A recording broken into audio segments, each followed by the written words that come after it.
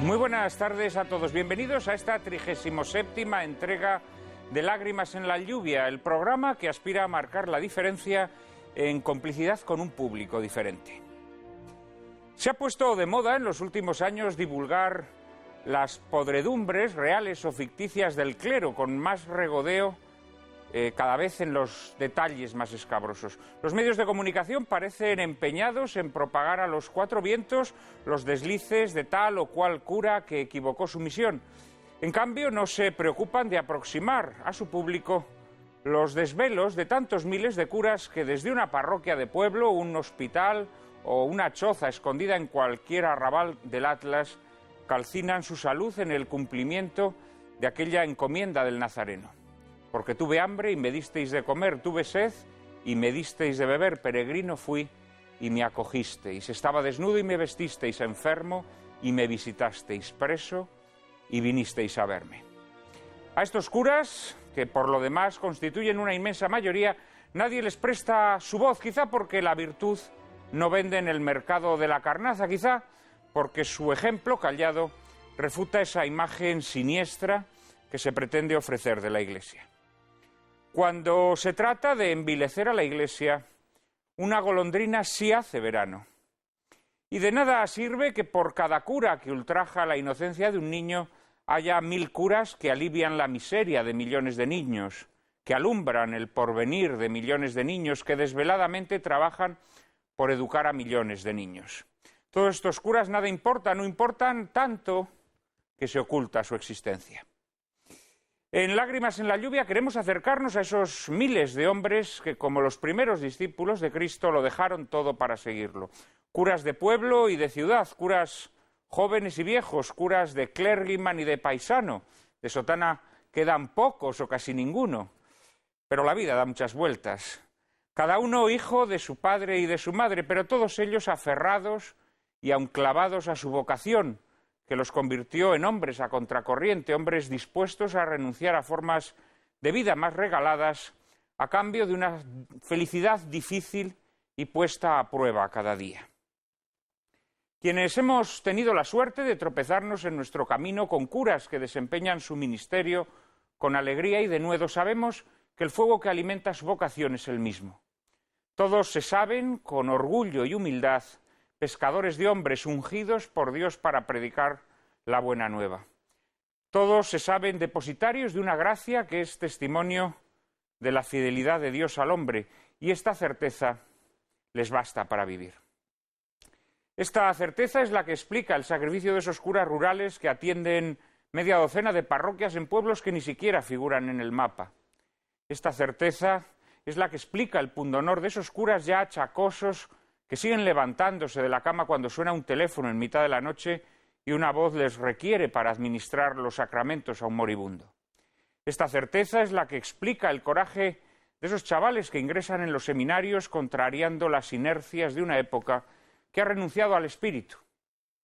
Esta certeza es la que explica la epopeya anónima de tantos curas que se desvelan por los pobres, que se vuelcan en los ancianos y en los enfermos, que encuentran siempre un rato libre para donarlo a quienes se acercan a ellos en busca de consuelo espiritual.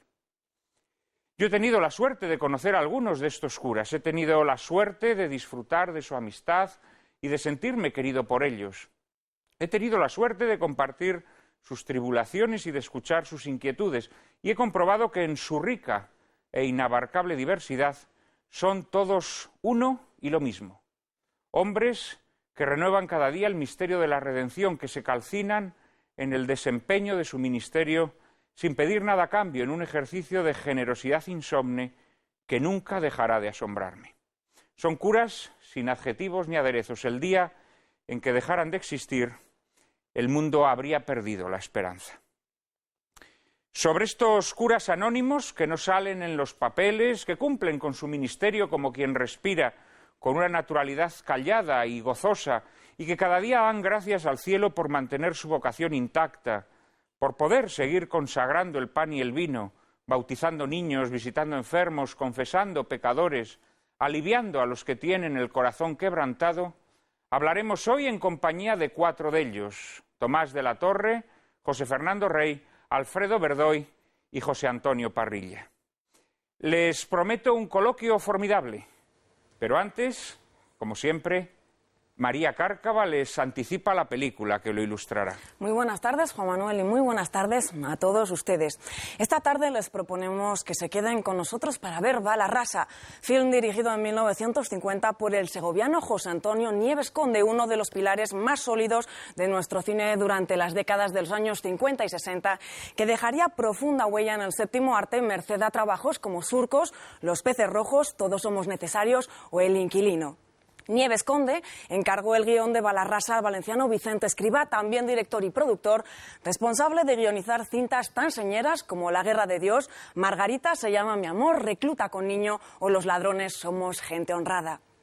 Jesús García Leoz, ganador en 2 ocasiones del Premio Nacional de la Música y responsable de musicalizar cintas tan emblemáticas como Botón de ancla de Ramón Torrado, Cielo negro de Manuel Murotti o Bienvenido Mr. Marshall de Luis García Berlanga, fue el elegido por Nieves Conde para sublimar con sus acordes el film que estamos a punto de disfrutar. Reseñable es también la espléndida fotografía de Bala Rasa dirigida por Manuel Berenguer, quien haría lo propio en otras películas memorables como Condenados de Murotti o La patrulla de Pedro Lazaga.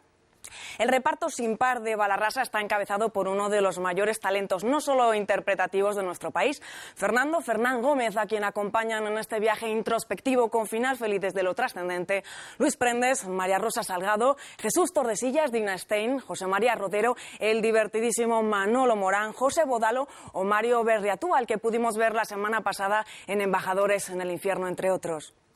El teniente legionario Javier Mendoza, más conocido por todos como Bala Rasa, por su afición al juego, la bebida y las mujeres, descubre su vocación sacerdotal tras un incidente fatídico. A partir de ese momento, Mendoza decide dar un giro de 360 grados a su vida y a la de sus seres más queridos a través de un sinfín de avatares que hacen imposible encasillar esta cinta en un único género, ya que participa por igual del cine religioso, del bélico y hasta del cine negro. Y esa es precisamente una de las características más destacables del cine de José Antonio Nieves Conde.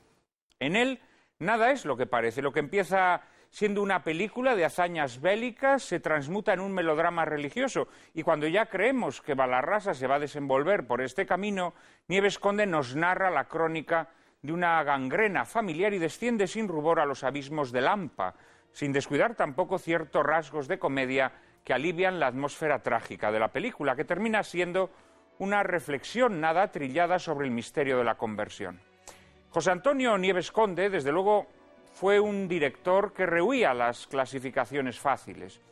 Falangista de primera hora, su cine siempre resultó incómodo, poco complaciente, en ocasiones incluso conflictivo. Así ocurre, por ejemplo, con El inquilino, película sobre el problema de la vivienda, prohibida y autorizada luego por el régimen franquista con graves mutilaciones.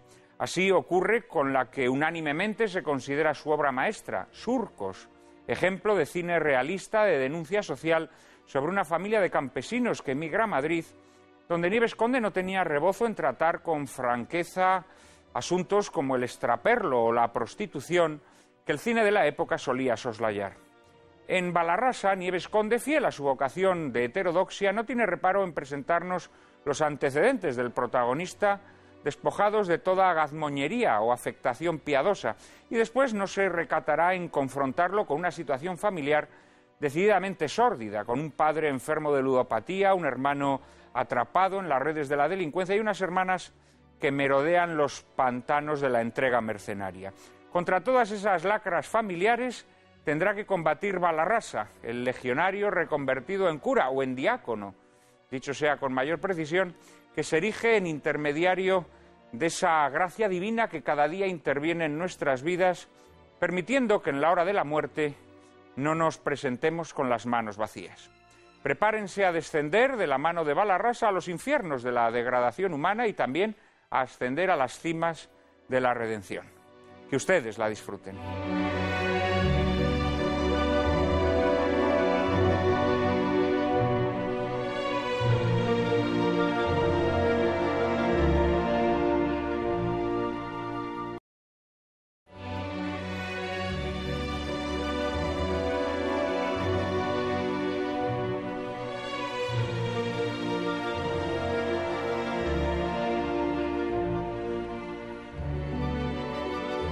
Muy buenas tardes otra vez a todos. La intervención de Balarrasa resultará providencial para esa familia suya que ha extraviado la brújula y está a punto de zozobrar. También la intervención providencial de nuestros espectadores nos ha salvado de muchos descalabros y titubeos cuando la nave de Lágrimas en la Lluvia no avizoraba tierra firme. Por eso hemos dispuesto una dirección de correo electrónico a la que nuestros seguidores pueden hacernos llegar sus impresiones, reconvenciones y sugerencias.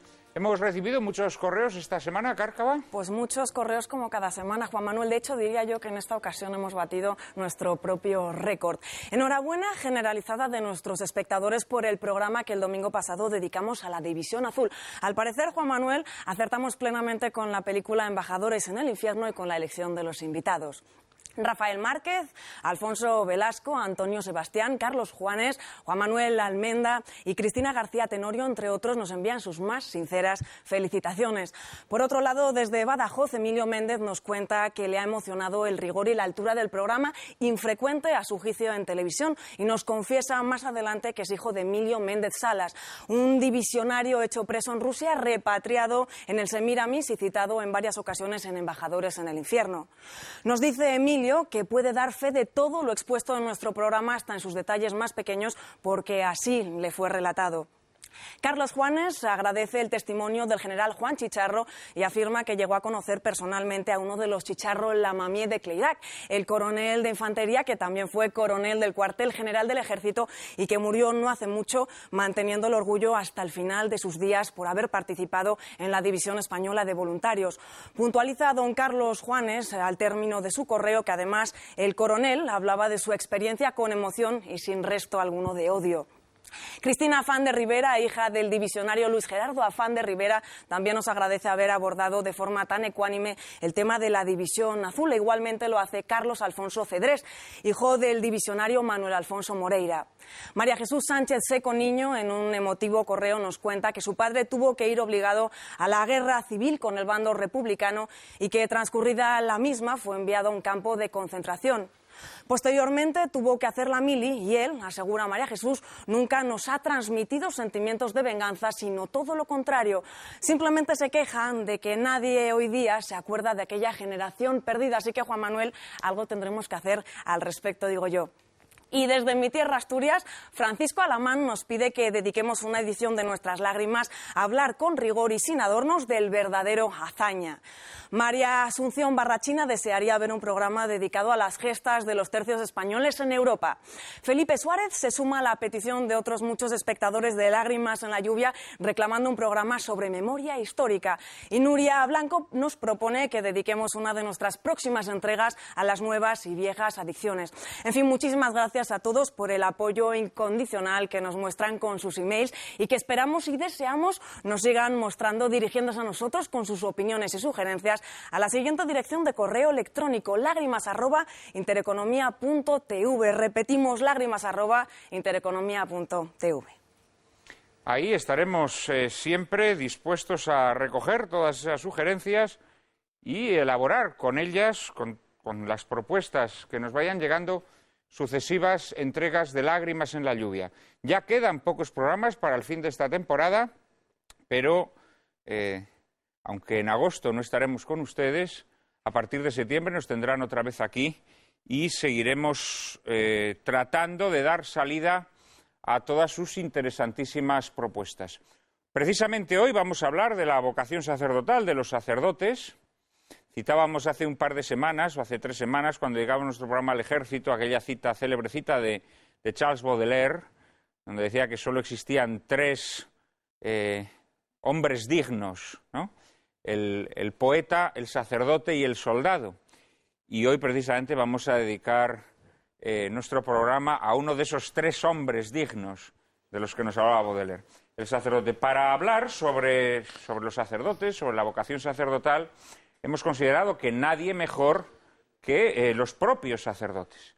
Y por eso hemos reunido aquí a una representación que estoy seguro va a ser del gusto de todos nuestros espectadores. Está con nosotros don José Antonio Parrilla, sacerdote de la diócesis de Sevilla. Cursó estudios civiles de Filosofía y Letras, rama de Historia en la Universidad de Sevilla y estudios eclesiásticos en el Seminario de San Telmo, en Sevilla. Ordenado sacerdote, en 1985 estudió filosofía en Roma, en la Pontificia Universidad de Santo Tomás de Aquino, comúnmente conocida como Angelicum.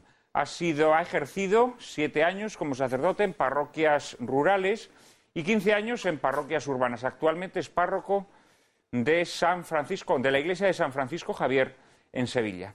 Muy buenas tardes, don José Antonio. Hola, buenas tardes. Muchísimas gracias por atender nuestra petición. Sí. También de Andalucía viene don Tomás de la Torre. Es sacerdote de la diócesis de Jaén, licenciado en Teología por la Facultad de la Cartuja en Granada. Ha desempeñado diversos cargos pastorales y docentes y colaborado en diversos medios de comunicación locales y nacionales.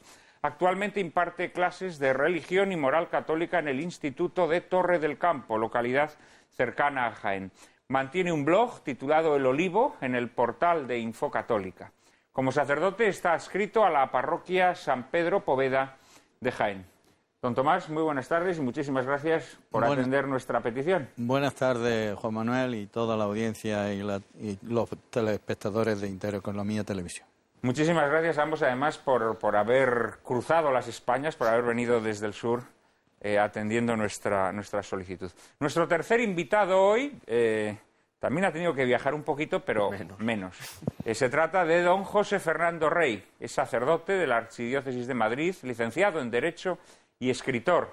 Es autor de varios libros, entre los que destacaremos Figuras de la Virgen en el Antiguo Testamento, Las 7 palabras desde la cruz o La resurrección del Señor.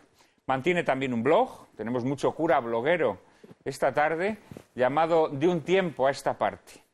En 16 años de sacerdocio ha trabajado en parroquias de Villaverde Alto, Las Rozas y en la actualidad en Los Arroyos. Muy buenas tardes. Muy buenas don José tardes, Fernando, muchísimas gracias. Lo mismo digo. Y cerramos este cuarteto, después de estos 3 sacerdotes seculares o diocesanos que les acabo de presentar, con alguien que los seguidores más asiduos de nuestro programa conocerán bien. Se trata de Alfredo Bordoy. Es operario de la Compañía de Jesús, doctor en Historia Moderna y Contemporánea por la Universidad Autónoma de Madrid. En la actualidad es profesor de Historia de la Iglesia Contemporánea y de Doctrina Social de la Iglesia en la Universidad Pontificia Comillas. Es autor, entre otras obras, de Los bienes de los jesuitas, disolución e incautación de la Compañía de Jesús durante la Segunda República, o El molinero de Dios, vida de San Francisco Javier. En la actualidad prepara un manual de historia de la Iglesia contemporánea y dirige la revista Razón y Fe. Padre Bordoy, muchísimas gracias por acompañarnos una vez más aquí en el plató de Lágrimas en la Lluvia. Buenas tardes y muy a gusto he venido. Muchísimas gracias. Yo creo que debemos dedicarle algún comentario a Balarrasa, la película que acabamos de ver, una de las películas más populares, por cierto, del cine clásico español. Una película que evidentemente ha envejecido en algunos aspectos, pero que en otros conserva su frescura y resulta sorprendente, sobre todo por esa mezcla de géneros a la que yo hacía alusión. Me consta que entre nuestros invitados hoy hay uno especialmente cinéfilo, que es don José Fernando, y a él le pido que haga una primera aproximación a esta película. Pues la aproximación que te puedo hacer es que me he reído mucho. Quiero decir, me he reído en el sentido de que la película se ha hecho vieja, pero no por culpa de la película. Es que España ha cambiado tremendamente en 60 años. O sea, una película de la misma época, como puede ser Calabuch, es una película intemporal. Sin embargo, ahora mismo ves Balarrasa y dices, ¿esto de dónde ha salido? Es decir, lo que era el sacerdote y cómo era visto el sacerdote hace 60 años y cómo es visto el sacerdote hoy, pues tiene muy poco que ver. Es el vuelco social que ha sufrido España. En Balarrasa se nos presenta al sacerdote pues como visto, y además visto así en los medios de comunicación, como un héroe, prácticamente, ¿no? El héroe que lo deja todo y además el santo que prácticamente pues hace milagros, porque este hombre llega a su familia y con su esfuerzo, desde luego, y con su cariño realiza el milagro. Hoy día, en los medios de comunicación, tú comparas esta película con lo que está poniendo ahora mismo cada vez que sale un sacerdote en las series de Antena 3, pongamos por caso, o en las series de producción española, que cuando no sale el sacerdote besando a una señora, sale haciendo cualquier tipo de tropelía. Es decir, el sacerdote ha pasado de ser héroe a ser villano. de ser el ejemplo y el modelo a ser una especie de cavernícola. Luego, si da tiempo, a ver si cuento algunas anécdotas personales que a mí me han sucedido, porque esto de ir por la calle con esto puesto es muy divertido.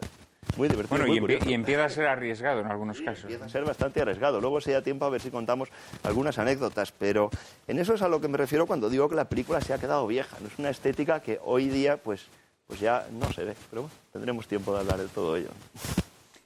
Don José Antonio, ¿a usted le gusta Balarrasa? ¿La ha visto varias veces? ¿Le sigue Me gusta gustando? La película, es una película, como película entiendo que es bastante buena, además con 3 historias casi articuladas por el personaje, la historia de guerra, la historia de la vocación, la historia familiar.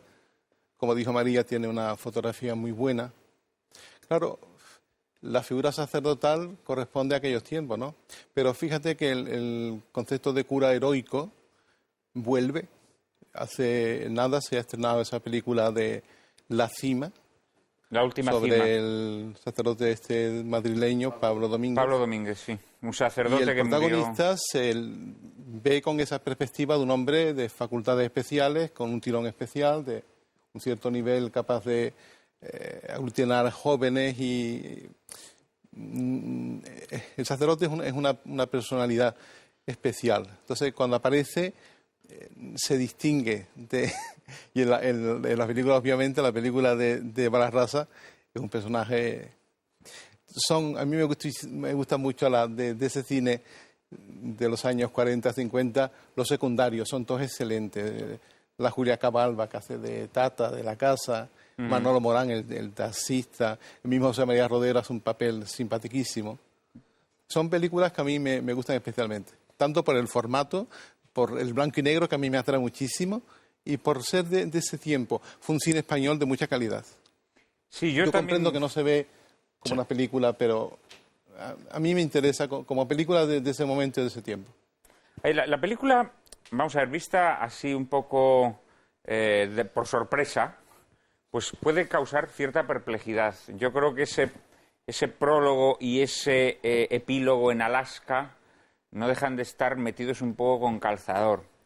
A la película se le pueden poner reparos, pero la película es de una osadía extraordinaria. Es una película que primero te plantea pues una especie de prólogo bélico, de cine bélico.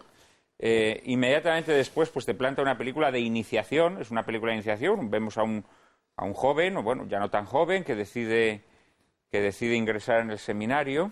Y cuando ya pensamos que va a ser una película sobre la formación de un sacerdote, de repente nos vemos metidos en una película de cine negro, porque realmente toda la historia de la familia de Balarrasa es una historia espeluznante y no se libra a nadie, todos están chapoteando en el fango. Y a mí esto, he de confesar que me resulta muy interesante, ¿no? De repente ver a un sacerdote en las situaciones, en principio, más inverosímiles.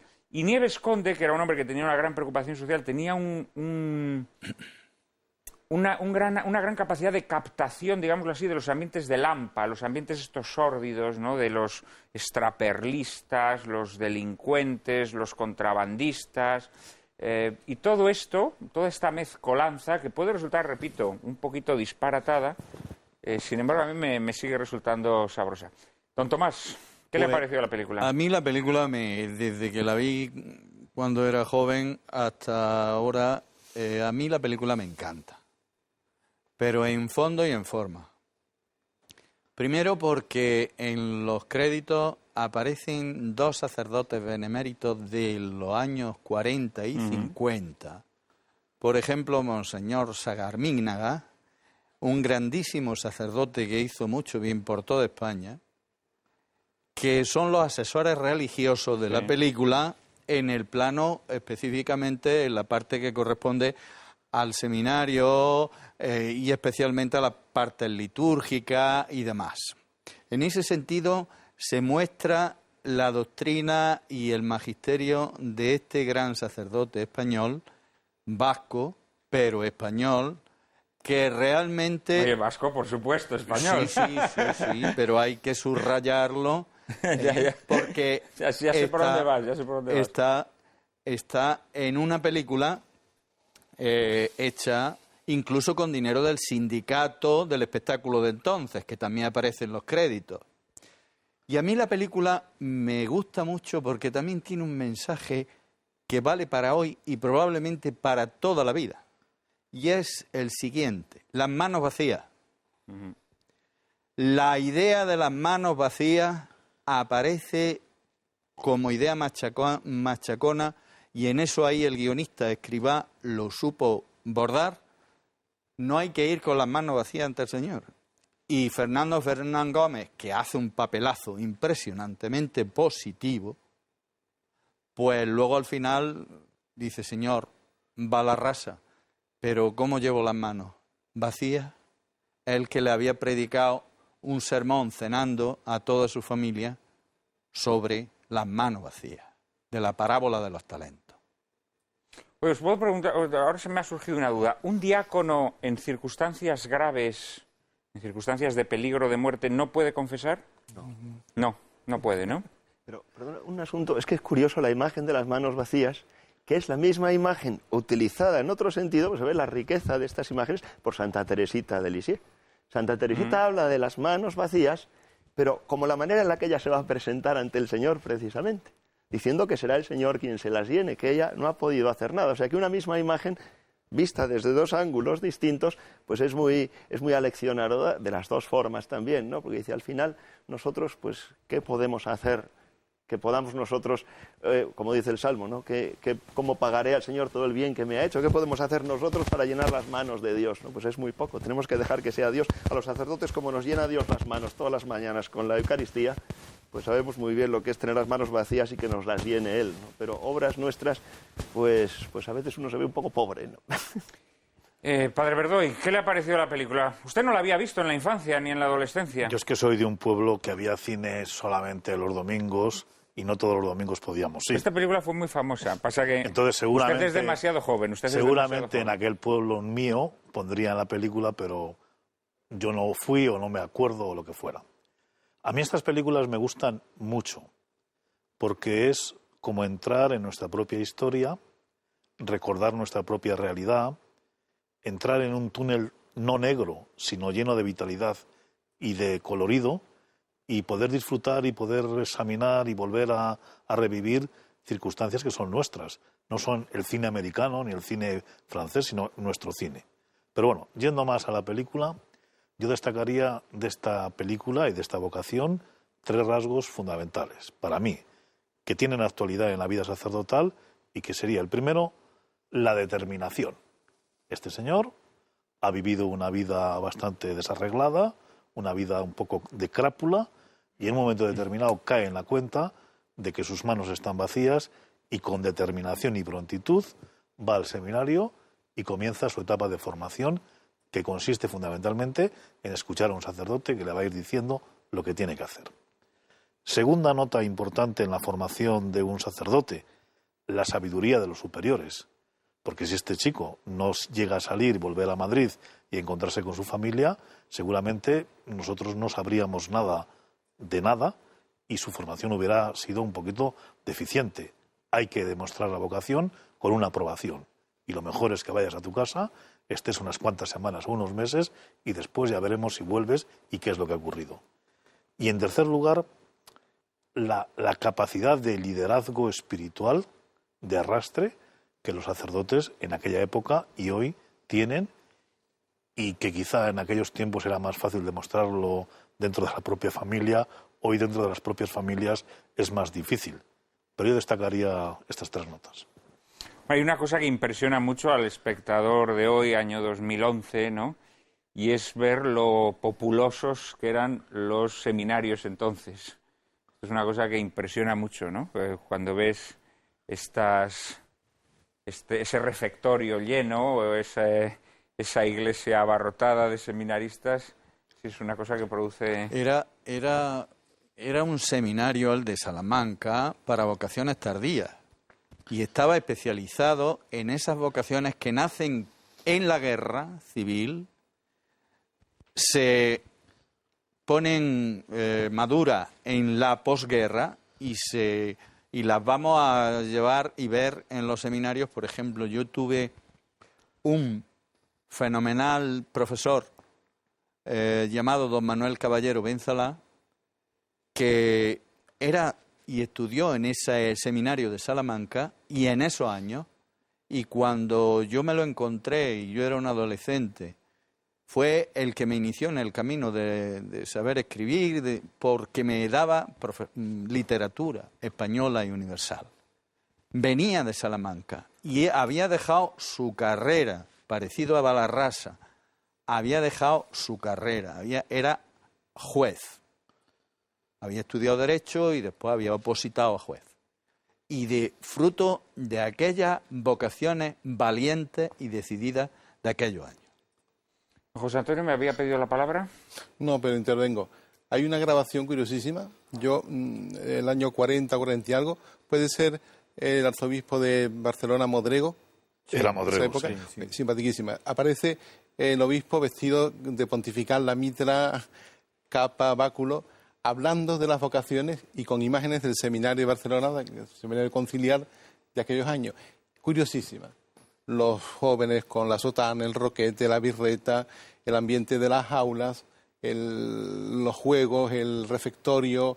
Curiosísimo el reportaje. Y era para suscitar vocaciones, justamente en aquellos años. Y está en Internet. Yo ahora mismo no sabría localizarlo, pero en Internet circula el vídeo ese.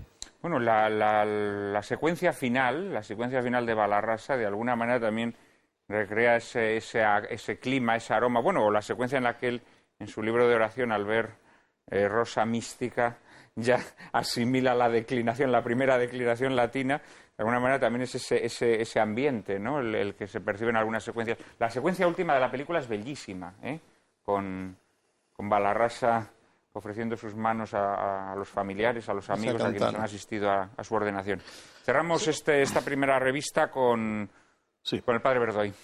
Yo quería añadir que no solamente eran los seminarios los que estaban llenos, sino que estaban llenas las iglesias, y el elemento popular y el elemento de fuerza, de vigor, de llenazos auténticos de todos los católicos era una realidad no solamente en España, sino en Europa. Y de hecho hay una serie de libros que hacen los alemanes en los años 20 y 30 del siglo XX, en los que aparecen continuas escenas de la vida religiosa católica, y una de las notas que más sobresalen es que siempre hay gente, multitudes, multitudinario. Entonces, si la iglesia era una iglesia que arrastraba multitudes, los seminarios estaban llenos de multitudes. Sí, evidentemente muchas cosas han cambiado. Ahí está la secuencia a la que antes aludía yo. Muchas cosas han cambiado en Occidente, en Europa, en España, y seguramente que de ellas vamos a tener ocasión de hablar a lo largo de este programa. De momento, María Cárcava nos va a introducir en lo que es la vida cotidiana de un sacerdote. Solía decirse en España, vive como un cura, para referirse a quienes disfrutaban de una vida regalada, llena de agasajos, prebendas y favores. Pero lo cierto es que la vida de los curas nunca fue sencilla.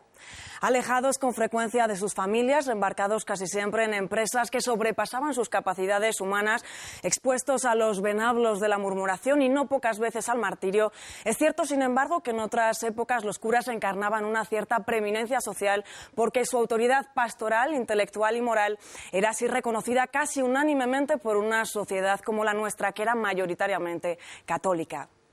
Pero aquellos tiempos se fueron, tal vez para no volver, y aunque vuelvan, los curas de nuestra época tienen que desarrollar su misión en un medio secularizado, en el que, como nos recordaba Benedicto XVI, la fe corre el riesgo de apagarse como una llama que se extingue.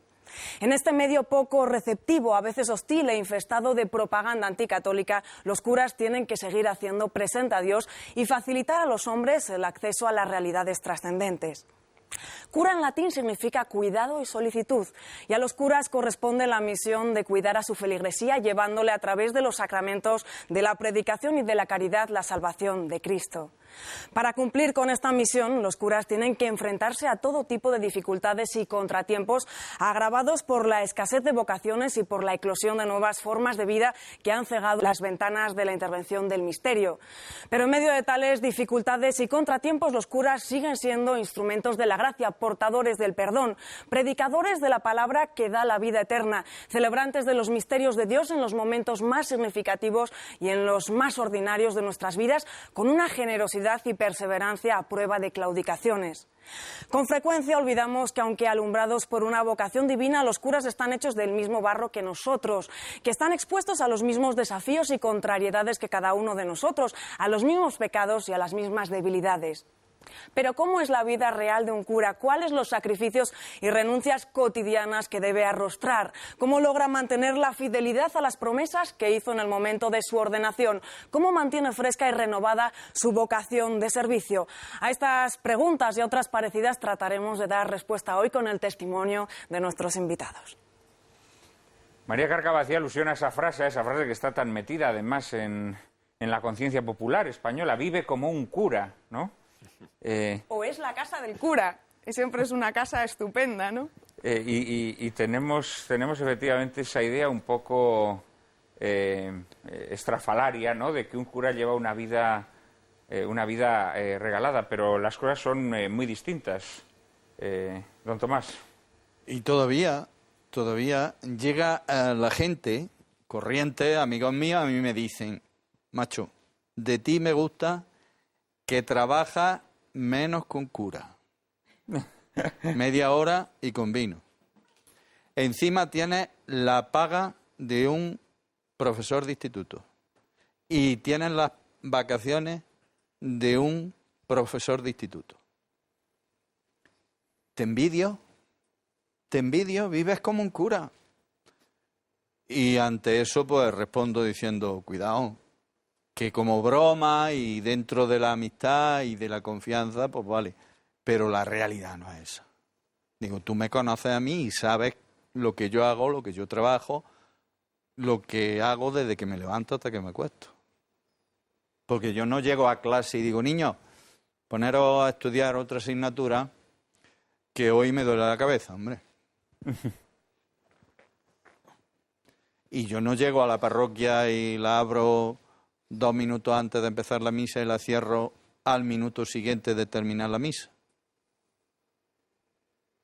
Y yo no dejo de cumplir mis obligaciones sacerdotales, las individuales, espirituales, las formativas de lectura y de formación personal.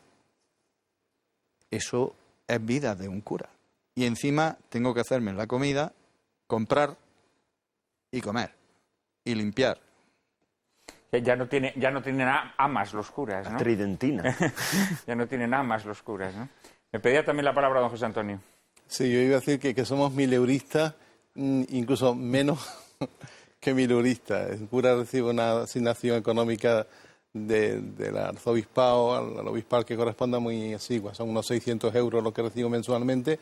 Es interesante que lo sepan los espectadores, los sacerdotes reciben 600 euros. Se puede complementar con la parroquia si la parroquia da para que el cura pueda tomar un poco de lo que suponen los ingresos parroquiales.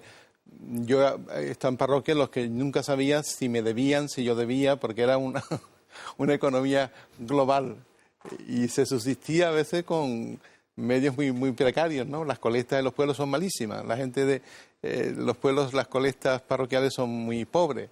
La capital tienen otro nivel, son mucho más generosos.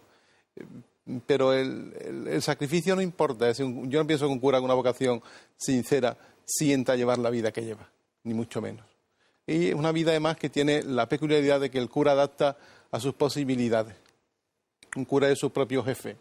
No tiene un jefe inmediato que le obligue a horarios o hace una serie de obligaciones. El cura se organiza la parroquia, los horarios, las misas, las atenciones, las visitas, el apostolado a su modo. En ese caso, en ese sentido es flexible la actividad. Yo no pienso que sea sacrificada, o será con los ojos con que yo la miro. A mí nunca me ha supuesto ningún tipo hombre, de... lo que sí es, evidentemente, no sé si sacrificada, que yo creo que sí lo es, no en el sentido aplastante de la palabra, pero sino en el sentido de la entrega que exige. Pero evidentemente es una vida muy desvelada, ¿no? O sea, yo a los curas que conozco, realmente están constantemente requeridos, ¿no? Por sus feligreses. No digo nada ya cuando son curas rurales, ¿no? Cuando algunos de vosotros lo habéis sido. Tienen que atender varias parroquias, Luego están, bueno, las mil y una labores pastorales, ¿no?, que surgen en el ámbito parroquial. Llega un momento en el que todo eso sofoca, ¿no? Quizá un sacerdote no secular, no diocesano, tenga otra experiencia distinta. Padre Verdoy. Pues yo creo que evidentemente entre el sacerdocio diocesano y el de los religiosos hay algunas diferencias, evidentemente, pero me parece que en estos momentos hay muchas más cosas en común que diferencias. Entonces, para empezar, yo todas las mañanas desayuno muy temprano, pero muy temprano, con un sacerdote jesuita, entre otros. Cuando decimos muy temprano, ¿a qué hora nos referimos? Pues a las 6:30, desayunando. Eso se llama madrugar. Con un sacerdote que tiene 87 años y que este hombre no para desde ese momento en el que se levanta, eso sí, tiene una pequeña siesta, hasta las 10 de la noche.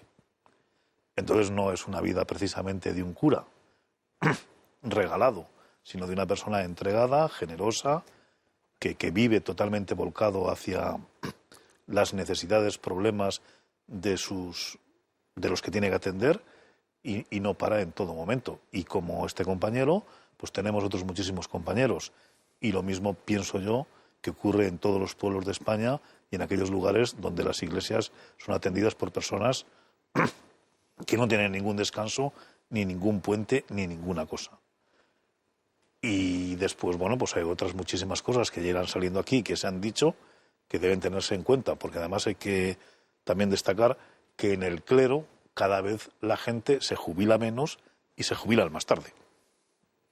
Pues seguramente sobre todo esto podremos hablar. Será después de la publicidad. En un momento estamos otra vez con todos ustedes.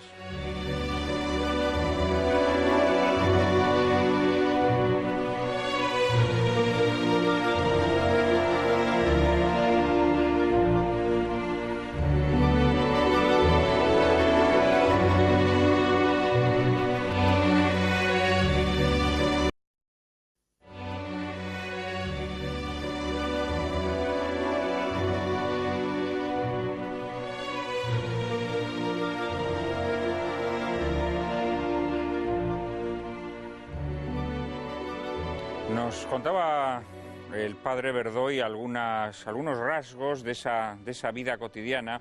Muy modestamente, muy pudorosamente los ha referido a un hermano suyo, pero quienes conocemos al padre Verdoy sabemos bien que no da abasto con todo el trabajo que carga sobre sus hombros, que es mucho pastoral, Tampoco es tanto. intelectual. Tampoco es tanto. Pero, padre Verdoy, si alguna vez me ha dicho que no puede ver este programa porque tiene que bajar a confesar. Efectivamente. Claro, o sea que no puede ni ver este programa a veces. Efectivamente. José Fernando Rey es párroco, decíamos, en Los Arroyos, y supongo que esa experiencia de regentar una parroquia también tendrá un montón de complicaciones cotidianas, ¿no? También, naturalmente, de recompensas y gratificaciones espirituales, ¿no? Muchísimas. Todas las complicaciones del mundo, pero me alegra tanto escuchar lo que han dicho aquí mis hermanos, más que mis compañeros, porque nos une el sacerdocio. Nos ha hecho mucho mal en España esa figura del cura de misa y olla, que yo ni siquiera sé si ha existido. Es verdad que en España hemos sido anticlericales también hasta la médula. Es decir, el refranero español está lleno de dichos como el vives como un cura, el cura de misa y olla, y otros que no voy a decir ahora, ¿no? Uh-huh. Cura de misa y olla, el cura que se dedica a la misa, como decíais, ¿no? Media hora y luego la olla. Está muy bien. Mira, yo, igual que ha dicho el padre Verdoy, a las 6:30 estoy abriendo la parroquia. Estoy en una zona residencial a 40 y tantos kilómetros de Madrid, que la gente se levanta temprano porque trabajan en Madrid. Y entonces a las 6:30 abro la iglesia y ya tengo gente rezando, gente que antes de bajar a trabajar a Madrid pasa a hacer su rato de oración. Yo hago el primer turno a las 6:30 y a las 7 ya hay 3 personas más. Luego, como bien ha dicho Tomás, pues toca, además del desayuno, las labores propias de nuestra condición, que es limpiar la casa, preparar un poco de comida para la hora de comer y luego empezar a atender a la gente. Misa de la mañana, que tienes que ir a ver enfermos, que yo dedico mucho tiempo, como tantos sacerdotes y tantos párrocos, y seguro que los sacerdotes que están aquí conmigo, a recibir a personas particularmente en el despacho, personas que vienen con dolores, personas que vienen con problemas, personas que vienen pues a que el sacerdote les escuche y les asesore, y luego ya vienen las tardes y es la catequesis de los niños y son las reuniones pues, sobre la economía parroquial o con los encargados de la liturgia de la parroquia hasta las 9 de la noche. Es decir, que desde las 6:30 hasta las 9, pues ahí estamos. Has mencionado, Lunes, por ejemplo, martes, miércoles, jueves. Exacto, viernes, todos los sábado días y del domingo. O sea, has especialmente mencionado que domingo. recibes a muchos feligreses que te van a contar sus problemas, su situación, etcétera, etcétera. Pero ¿recibís muchos feligreses que os piden el sacramento de la confesión? Muchos. ¿O esto está decayendo? No. Vamos, a ver, el sacerdote tiene el trabajo que él quiere y el sacerdote tiene los penitentes que él quiere tener. Esto es así. ¿Sí? Si un sacerdote no se sienta en el confesonario, en esa parroquia no se confiesa a nadie. Si un sacerdote se sienta en el confesonario, yo te digo una experiencia mía personal, yo cuando llegué a la parroquia, pues en esa parroquia no había costumbre de que el sacerdote se sentase en el confesonario. Yo me empecé a sentar, los primeros 2-3 meses vino poca gente, ahora mismo necesito ayuda de 2 sacerdotes más para confesar. Estamos confesando los días de semana, 2 horas todos los días, sin parar, y los fines de semana durante todo el día prácticamente. Y ya estamos 3. Tengo un vicario parroquial y un sacerdote que viene a ayudarnos a confesar los fines de semana porque no damos abasto. En cuanto el sacerdote se sienta, los feligreses vienen, la gente está necesitada del perdón de Dios. Es que esto se comenta mucho, se comenta que cada vez la gente acude menos al sacramento de la confesión y de hecho, pues yo a veces he oído comentar a muchos sacerdotes, ¿no?, que llegan incluso a veces a tener ciertas reservas cuando ven esas multitudes que van a comulgar que no se corresponden con la gente que va a confesarse, ¿no? Por eso se lo preguntaba. No sé, el padre Verdoy, ¿cuál es su experiencia como confesor? Pues la misma que Sí. la de José Fernando. Es decir, que en la medida en la que tú atiendes a la gente en sus necesidades con cuidado, con respeto, con una cierta complicidad de sacerdote con el penitente, con misericordia, con lo que el Señor pone en tu corazón cuando escuchas a las personas, sin preguntar más de lo que se debe preguntar y tratando de orientar a las personas para que confíen en la misericordia de Dios, confíen en ellos mismos, confíen en las circunstancias en las que están y proponiéndoles una salida esperanzada y sobre todo el arrepentimiento acompañándolo, la gente, y enseñando lo fundamental y hacer oración, la gente va. Exactamente. La gente va. Don Tomás. Es que tú has dicho antes que se comenta, se lee, se dice, se escucha, que la confesión está devaluada, que se practica poco. Sí. Y por el Hombre, contrario... yo creo que no se practica como se practicó. O sea, creo que esto es evidente, ¿no? Pero también te pongo como contrapartida de la balanza las primeras comuniones. Es un acto social, es una feria, por lo menos como decimos por mi tierra, por Jaén, es una feria, auténtica feria, que se queda en una foto de un día, la primera comunión del niño y la última.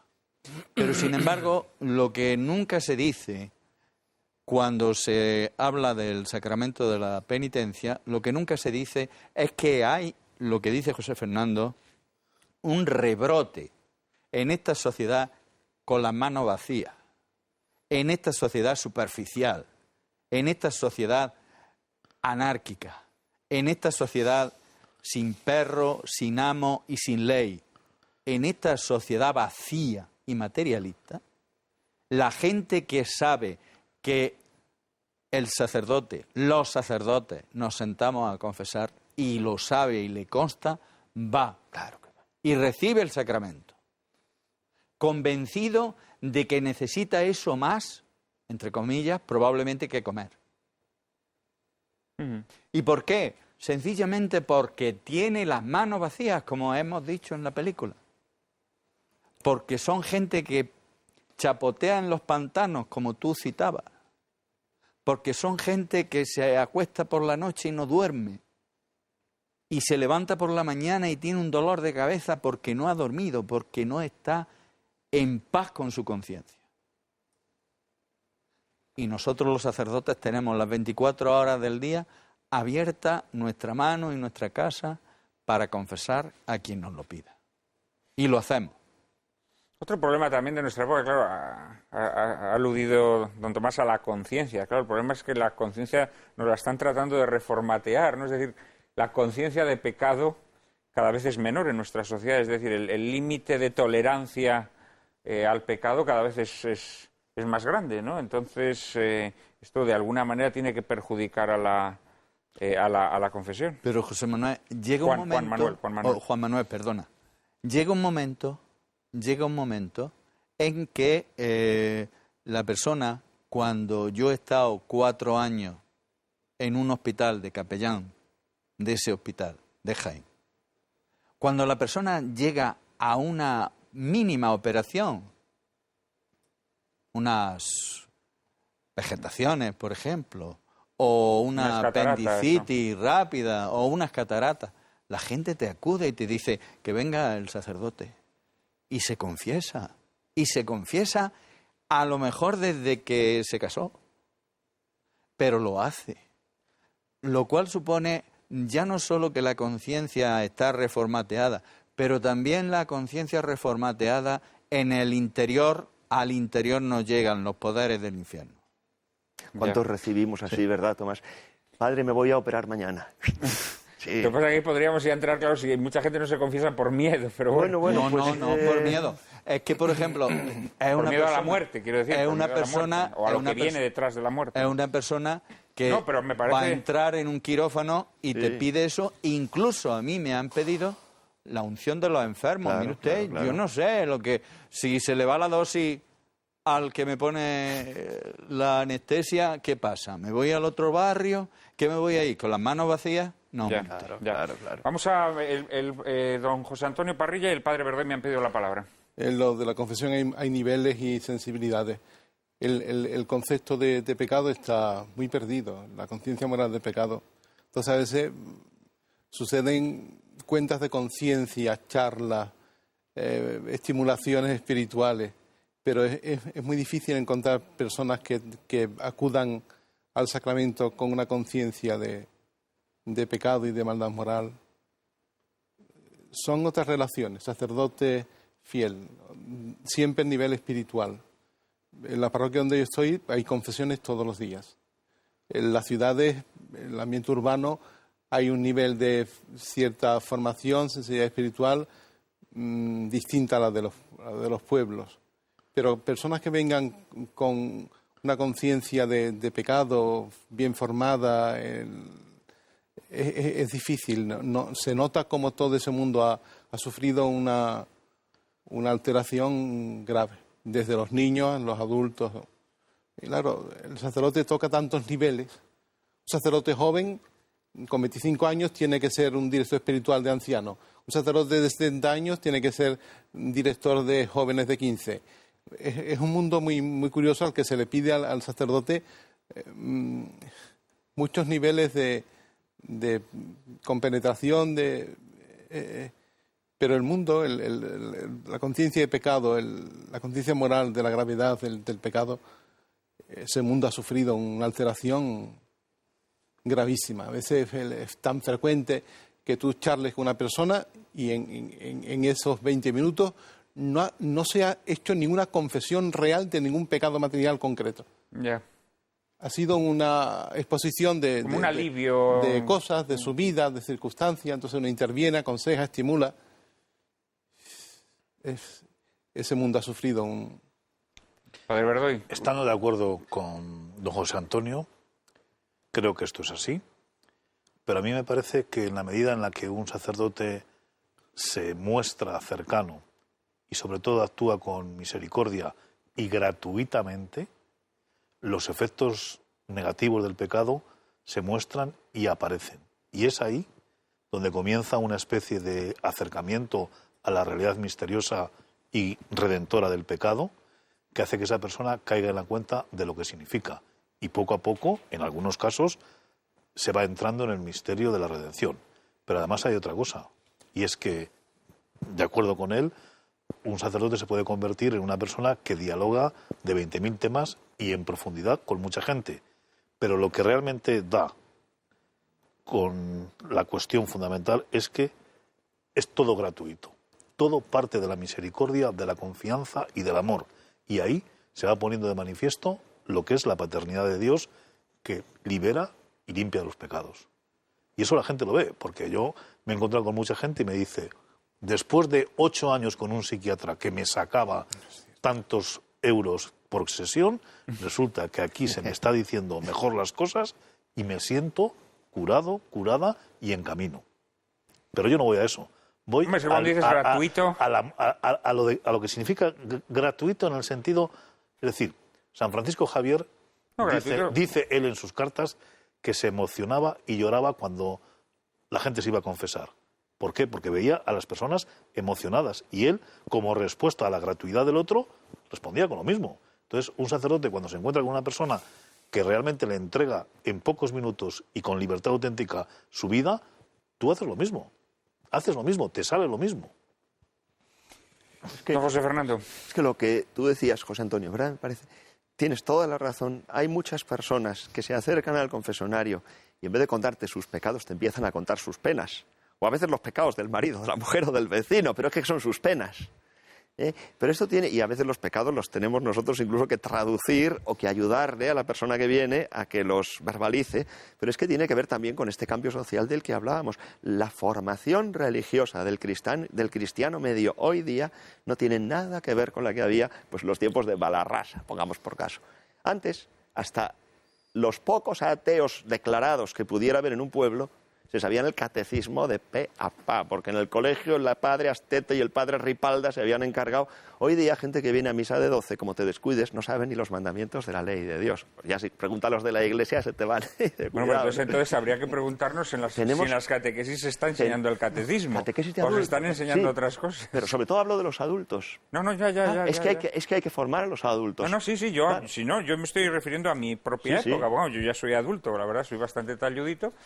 Pero yo todavía efectivamente estudiamos el catecismo, pero la generación que ha venido después de mí ya no han estudiado el catecismo. Claro. No han estudiado ningún tipo de catecismo. Es decir, hoy en día un católico de a pie no conoce los dogmas de la fe. Ni los pecados. Ni muchas veces los pecados. Ni los pecados, claro. Naturalmente, ni... Hay muchas cosas que se han perdido. Esto me sirve para introducir otro asunto sobre el que me gustaría que hablarais un poco. ¿Cómo preparáis vosotros la predicación? Es decir, para mí la predicación es parte consustancial del ministerio.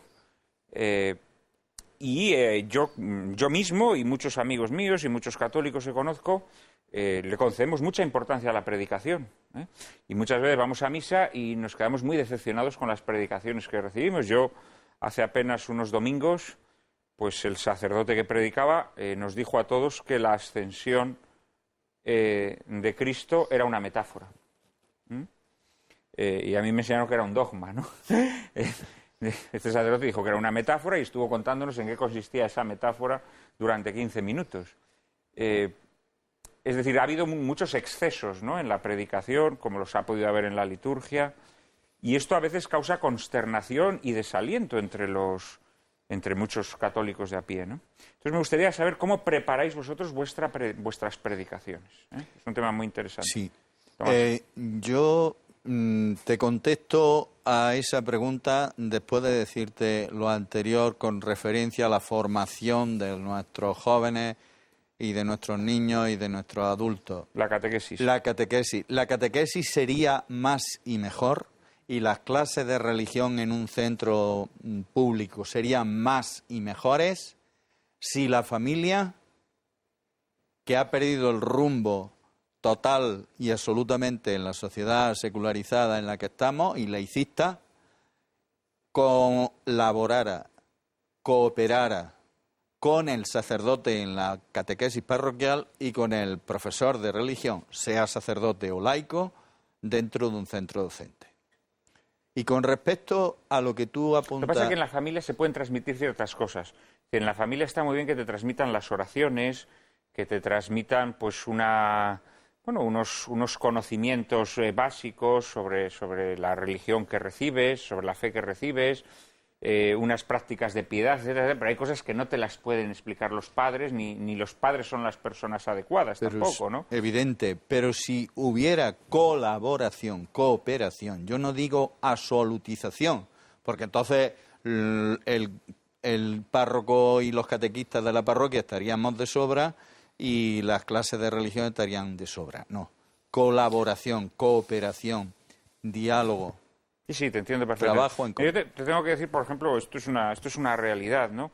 Yo he sido una persona, crecí en el seno de una familia católica, desde muy niño fui a catequesis, fui catequista, siempre he sido un parroquiano, un feligrés puntual, etcétera, etcétera. Y llegada a cierta edad, pues ha habido una serie de cuestiones tocantes a la fe que he tenido yo que empaparme en ellas porque los sacerdotes no hablabais de ellas. Vale, te tomo la palabra y te respondo. De forma muy evidente, por ejemplo, los dogmas que tienen que ver con la escatología. Y te respondo. Con la segunda venida de Cristo. Ese es un tema del que no se habla en los púlpitos, no se dice nada en las catequesis. Yo he estado yendo a catequesis desde los 5 años hasta los 16 y jamás se me ha hablado de estos temas. Es decir, hay una serie de cuestiones sobre las que no se habla. Vale, te respondo. ¿Me lo reconoces o no? Sí, totalmente. Además, yo voy más lejos que tú. Hay momentos en que se deja todo eso al albur de los canales televisivos de las cartas. Y averígüeme usted en el telefonito por la noche, en cadenas concretas. Esto es dramático. Eso está ocurriendo. Y hay canales temáticos en ese sentido en la TDT. No hace falta irse muy lejos. Eso no funciona. Por supuesto que no funciona. Por eso te retomo la primera pregunta que nos planteaba. ¿Cómo se prepara el sacerdote? Personalmente yo me preparo de 3 maneras. Primero, con la oración de los textos litúrgicos de ese domingo. Segundo, con la vida, pisando la vida, conociendo tu parroquia, tus feligreses, tus ovejas, conociendo sus pros y sus contras. En la confesión nos ayuda mucho eso, a conocer a la persona, a las personas, a la visita al enfermo, la misma catequesis con los padres de los niños, con los niños lo que te cuentan de la casa. Y en tercer lugar, con la lectura. Con la lectura de una biblioteca actualizada, no con teólogos insignes, que lo hay, y permanentes y perennes en la historia de la Iglesia. Yo meto todo eso en una costelera, hago así, me pongo delante del Señor en la oración y luego sale la homilía del domingo. Está bien, es una buena mezcla, aunque yo añadiría una dosis un poquito más de esos teólogos perennes, un poquito más de Santo Tomás y un poquito menos del último teólogo de moda, pero bueno. Don José Antonio Parrilla. Yo soy predicador, me gusta predicar y lo hago con facilidad y creo que bien. Uno está siempre cargándose de recursos, la oración, las lecturas, pero claro, hay que tener una intencionalidad para saber qué predicar, dónde predicar, a quién predicar. En Sevilla es una de las ciudades, yo pienso, donde más se predica porque las hermandades exigen muchos predicadores, consumen mucha predicación. Entonces es una oportunidad para hacerlo bien. Usted me imagino que será capellán o de alguna cofradía. Yo soy de todo. Director espiritual. En Sevilla son directores espirituales, tienen las cofradías, hasta donde las cofradías se dejan guiar. Eso es otra cosa. Entonces, hay que estar atento. Se nota mucho la predicación en el ambiente de una parroquia. En cuanto te descuides, puedes hacer una parroquia extraña, si no estás atento a la formación y a la transmisión de verdades de fe y verdades morales. A veces eso se olvida, ¿no? El Evangelio, el texto de la misa dominical, las oraciones, la misma estructura del leccionario posibilita para que se toquen muchos temas en una homilía de domingo. Después otras veces son homilías temáticas que te exigen cualquier circunstancia, por ejemplo, unas exequias o un matrimonio o el atender a una cofradía. Pero son muchos recursos los que tú tienes para saber escoger, pero claro, el nivel de atención es un mundo especialísimo. Pero un cura es predicador y es celebrante. Sacramentos y predicación, eso es un sacerdote. Después son otros ministerios que vienen a mejorar la... Don José Fernando y... El cura, como dices, es predicador y tenemos que darnos cuenta de la enorme influencia que tenemos. Es decir, en España todavía los domingos van más personas a misa que al fútbol. O sea que, y pocas personas hay, como nosotros, que tengan delante todos los domingos a un público tan extenso como el que tenemos nosotros, y el bien que podemos hacer y el daño también tan enorme que podemos hacer. Tú preguntabas que cómo preparamos. Sabes que aquello que se dice, aunque yo ya no sé si será porque al pobre Churchill se le atribuyen tantas frases que el día del juicio final tendremos que saber cuáles dijo él y cuáles no, pero dicen que le dijeron a Winston Churchill: oiga, tiene usted que dar un discurso de 10 minutos. Dice: necesito 2 horas para prepararlo. Y si tuviera usted que dar un discurso de 1 hora y media, eso empiezo ahora mismo. Bueno, pues nosotros tenemos que dar un discurso de 10 minutos. Y hace falta. Yo personalmente, los jueves, que es el día que dedico a esto, dedico no menos de 1 hora y a veces 1 hora y media a preparar la homilía del domingo, que preparo 2 porque celebro 4 misas en total y no, yo mismo no quiero decir la misma homilía en las 4 misas porque al final la gastas. Lleva tiempo. Y la gente muchas veces no se da cuenta. Es decir, cuando ves a mitad de homilía a un señor que está leyendo y dices: este señor no se da cuenta que me he tirado 1 hora y media preparando esto. Desde luego, empeño ponemos. Luego, también es verdad que no todo depende de nosotros. Le pasaba a nuestro Señor Jesucristo, no nos va a pasar a nosotros. Había personas que venían a escuchar y personas que venían a criticar y personas que venían a ver. Eso, ¿qué le vamos a hacer? Pero tenemos la obligación, y tú decías, es verdad, lo que pasa es que empezar aquí a entonar No, pero mea yo creo culpas... que la crítica del fiel a la predicación del sacerdote es legítima. Depende. Mira, a veces el fiel, para criticar la homilía del sacerdote, el fiel lo que tiene que hacer con la homilía del sacerdote primero es escuchar, pero luego piensa que el fiel a veces viene a criticar la homilía del sacerdote basado, no siempre, es que también generalizar es muy difícil, pero basado a veces en prejuicios. Y también porque al fiel has dicho algo que le ha dolido y viene a defenderse. Y bueno, y ya cuando el fiel quiere hacer de teólogo, pues mira las cosas también como son. Es decir, el sacerdote ha estudiado toda una serie de años y se ha tirado mucho tiempo para preparar eso. Y este señor ha leído en una revista no sé qué y te viene con una frase que ha leído en una revista a decirte que todo lo que tú has dicho es mentira. Esto pasa. Es como si a un médico le llega el paciente y dice: oiga, pues yo no tengo lo que usted me dice porque yo le voy a decir lo que tengo. Oiga, usted que sabe. Y con todo cariño, de verdad, con todo cariño. Pero ahora, podemos empezar a entonar mea culpas. Tú has dicho antes, pero es que no sé si es... A veces los sacerdotes, es verdad, podemos haber sido culpables de haber callado. Y de haber callado verdades cruciales, verdades eternas. Hablabas tú, la segunda venida del Señor. Muy fuerte eso, y muy cierto. Ese es un tema del que no se habla. En la parábola de las vírgenes necias y prudentes, hasta las vírgenes prudentes se duermen. Tú imagínate un momento en la iglesia que hasta los prudentes, digamos, estén dormidos, se hayan olvidado de que el Señor va a volver. Y esto el Señor nos va a pedir cuentas a los sacerdotes. Pues da la impresión de que nos estamos olvidando. No, pero este es un tema, por ejemplo, del que no se habla. Y fíjate que está... creo que es el penúltimo domingo del tiempo ordinario, el sermón escatológico de Jesús. Creo que si haces un sondeo entre los 4 sacerdotes que estamos aquí, a lo mejor resulta que sí hablamos. Yo he escuchado muchas predicaciones de este fragmento del Evangelio y no se habla. Y todas, a lo largo del año litúrgico, hay muchísimas lecturas, ¿no?, de tema escatológico. No se habla, desde los púlpitos no se habla. Pues hay asuntos de los que no se habla. Pues seguimos con el mea culpa. A los sacerdotes a veces nos da miedo hablar de esta cosa. Nos da miedo hablar del infierno. Muchos sacerdotes nos da miedo hablar del infierno. Nos da miedo hablar del pecado o pronunciar las 2 palabras terribles, pecado mortal. Nos da miedo a veces incluso hablar del divorcio. También nos da miedo. Es verdad. Bueno, pues por lo menos si lo sabemos vamos a intentar vencer eso, ¿no? Pero no, hombre, pero son miedos distintos porque si quieres, hay temas, yo qué sé, pues el divorcio es una realidad social muy dolorosa. Yo entiendo que un sacerdote lo toque con delicadeza. Con mucha delicadeza. Eso no quiere decir que no haya que tocarlo. Pero la segunda venida de Cristo no entiendo por qué se reparo esa... Que puede ser antes de que acabe este programa ahora mismo. Evidentemente. Padre Verdoy. Sí.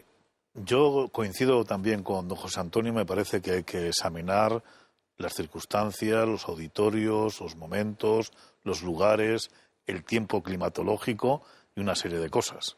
Entonces yo creo que hay que compenetrarse, digamos, con esos elementos deben tenerse tenido en cuenta.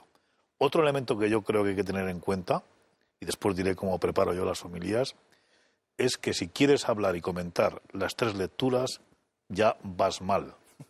Yo prefiero centrarme siempre en el Evangelio y en todo lo que en las otras lecturas tenga que ver con la lectura evangélica. Entonces, cuando tú hablas de un solo tema, lo estructuras bien y tratas de relacionarlo en la medida en la que puedes, si tienes el mismo auditorio con lo que vienes predicando o comentando días anteriores y tienes un proyecto pedagógico y catequético en la cabeza, pues seguramente todo ocupa su lugar.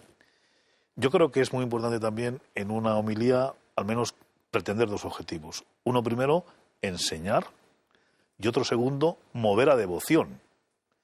Y llamo mover a devoción, pues centrar a la persona en la celebración del misterio, meter a la gente en lo que se está celebrando, remover y dejar preguntas que se van a ir resolviendo poco a poco y que la celebración eucarística adquiera en el clímax de la comunión, de la consagración, de lo que se celebra, pues un nivel que normalmente si no haces esto bien, pues no se consigue. Pero yo creo que es muy importante enseñar y mover a devoción.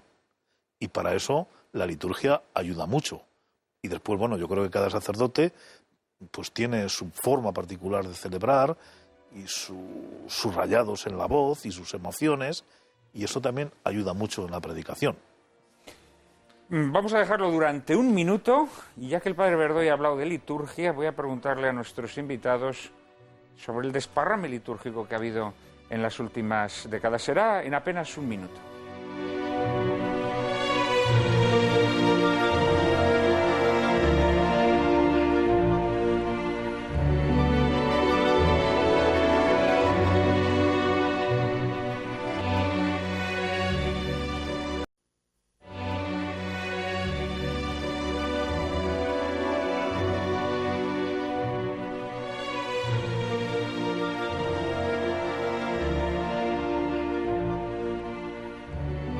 Preguntaba a nuestros invitados por la liturgia.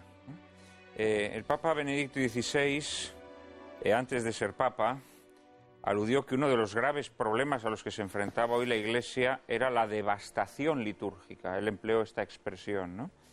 Y en su obra El espíritu de la liturgia, él nos habla de la necesidad de reconsiderar determinados excesos, ¿no?, que se han cometido en las décadas recientes. Por otra parte, estamos asistiendo a un momento en el que, bueno, por una parte, pues hay unas minorías muy minoritarias que defienden el retorno al rito antiguo de la misa, otras que se muestran absolutamente reacias o refractarias. Lo que sí parece es que sí hay una conciencia de que se han cometido excesos, ¿no? De que en las décadas pasadas sí se han cometido excesos, ¿no? Y sí parece que hay un intento, desde luego muy marcado por el Papa, de recuperar el decoro de la liturgia, ¿no? No sé cómo veis vosotros desde vuestras parroquias, desde vuestros puestos, este tema. ¿Quién empieza? Si A ver, José Antonio Parrilla. Cuando se haga un excurso sobre la historia de la liturgia, habrá un capítulo especial a partir de Benedicto XVI. El motu proprio summum pontificum, con el reconocimiento de que la misa tradicional nunca estuvo abolida, y el rehabilitarla, el restaurarla, eso es un hito de los años del posconcilio con la reforma litúrgica hasta Benedicto XVI y a partir de Benedicto XVI. Lo que no sabemos es cómo va a evolucionar esa iniciativa. Por una parte se recibe bien en todos los círculos tradicionalistas, que son en Europa muy fuertes. En España tienen muy poca presencia, desgraciadamente. En España ha habido una conciencia de la tradición y se nota. El recuperar la liturgia antigua tiene un sentido actualmente, yo pienso que sí. No sé si alguno de nosotros, los presentes, ha celebrado la liturgia antigua antes de la Reforma. No. Pero es una distancia tremenda. Sospecho que no, que por edad no la veis. No. En concepto de misa, de sacerdocio, de celebración, todo lo que es liturgia, la comparación es tremenda, es tremenda. Eso, ¿cómo se ha vivido? Yo pienso que es una parte de la crisis de la identidad sacerdotal, está vinculada a la crisis de la reforma litúrgica. ¿Tú crees que otras crisis que ha habido en la Iglesia tienen que ver con la reforma? Que van unidas. Eso, incluso la película se podía ver, ¿no? El concepto de sacerdote que celebra de esa forma esa liturgia es distinto al concepto de sacerdote que celebra la liturgia posconciliar. Y cómo los fieles reciben esa liturgia y qué entendimiento tienen del misterio al ver cómo se celebra. Eso es patente. Los fieles se dejan llevar. Es decir, la misa tradicional, cuando ocurre la reforma del Vaticano II, la gente la seguía muy bien, con los misales y tal. La facilidad de la lengua vernácula, de celebrar en la lengua común de los fieles, eso fue un impacto tremendo, ¿no? Con lo cual, la atención de los fieles hacia la liturgia se relajó mucho. Ya. En fin, son muchos temas. Pero no solamente es el cambio de idioma, porque son muchas cosas. No debemos pensar que el rito antiguo y el nuevo solo es el cambio de idioma. Es decir, la liturgia cambia mucho en muchos... Pero Benedicto XVI ha marcado un hito. Tendrá que hablarse de antes y después de Benedicto. Yo no sé cómo evolucionará, qué frutos tendrá su Morum Pontificum y la realización del culto de la misa tradicional, no sé. Pero habrá un antes y un después de Benedicto XVI. Don Tomás. Mi opinión sobre este aspecto tiene tres vertientes. Primera, partiendo de la reforma litúrgica del Concilio Vaticano II y todo lo que supuso, ya no solo de la traducción a la lengua vernácula, al castellano, al español, al andaluz, al jaenero. Estos no son idiomas, ¿eh? No son idiomas, pero son dialectos locales que la gente le gusta que le diga cuántas son 2 y 2, pero en jaenero, que es un dialecto propio de aquella ciudad. Entonces, yo creo que eso ha tenido factores muy positivos. Yo pongo a una persona que para mí está en el cielo al lado de mi padre, que es mi madre. Mi madre es una persona educada en toda su vida en la misa en latín.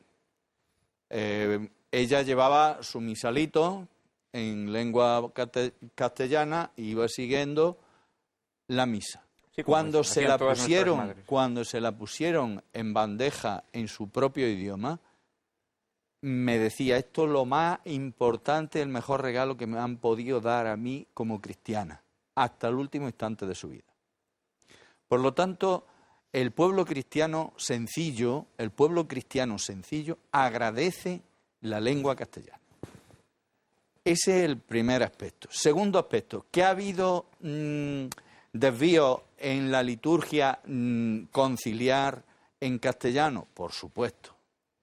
Desde que el cura empieza por quitarse la casulla, por quitarse incluso cuando hace calor el quedarse con la estola y no se pone ni el alba a veces porque hace también mucho calor, pues entonces por Andalucía decimos un refrán que dice: en el tiempo de los melones, abajo los sermones.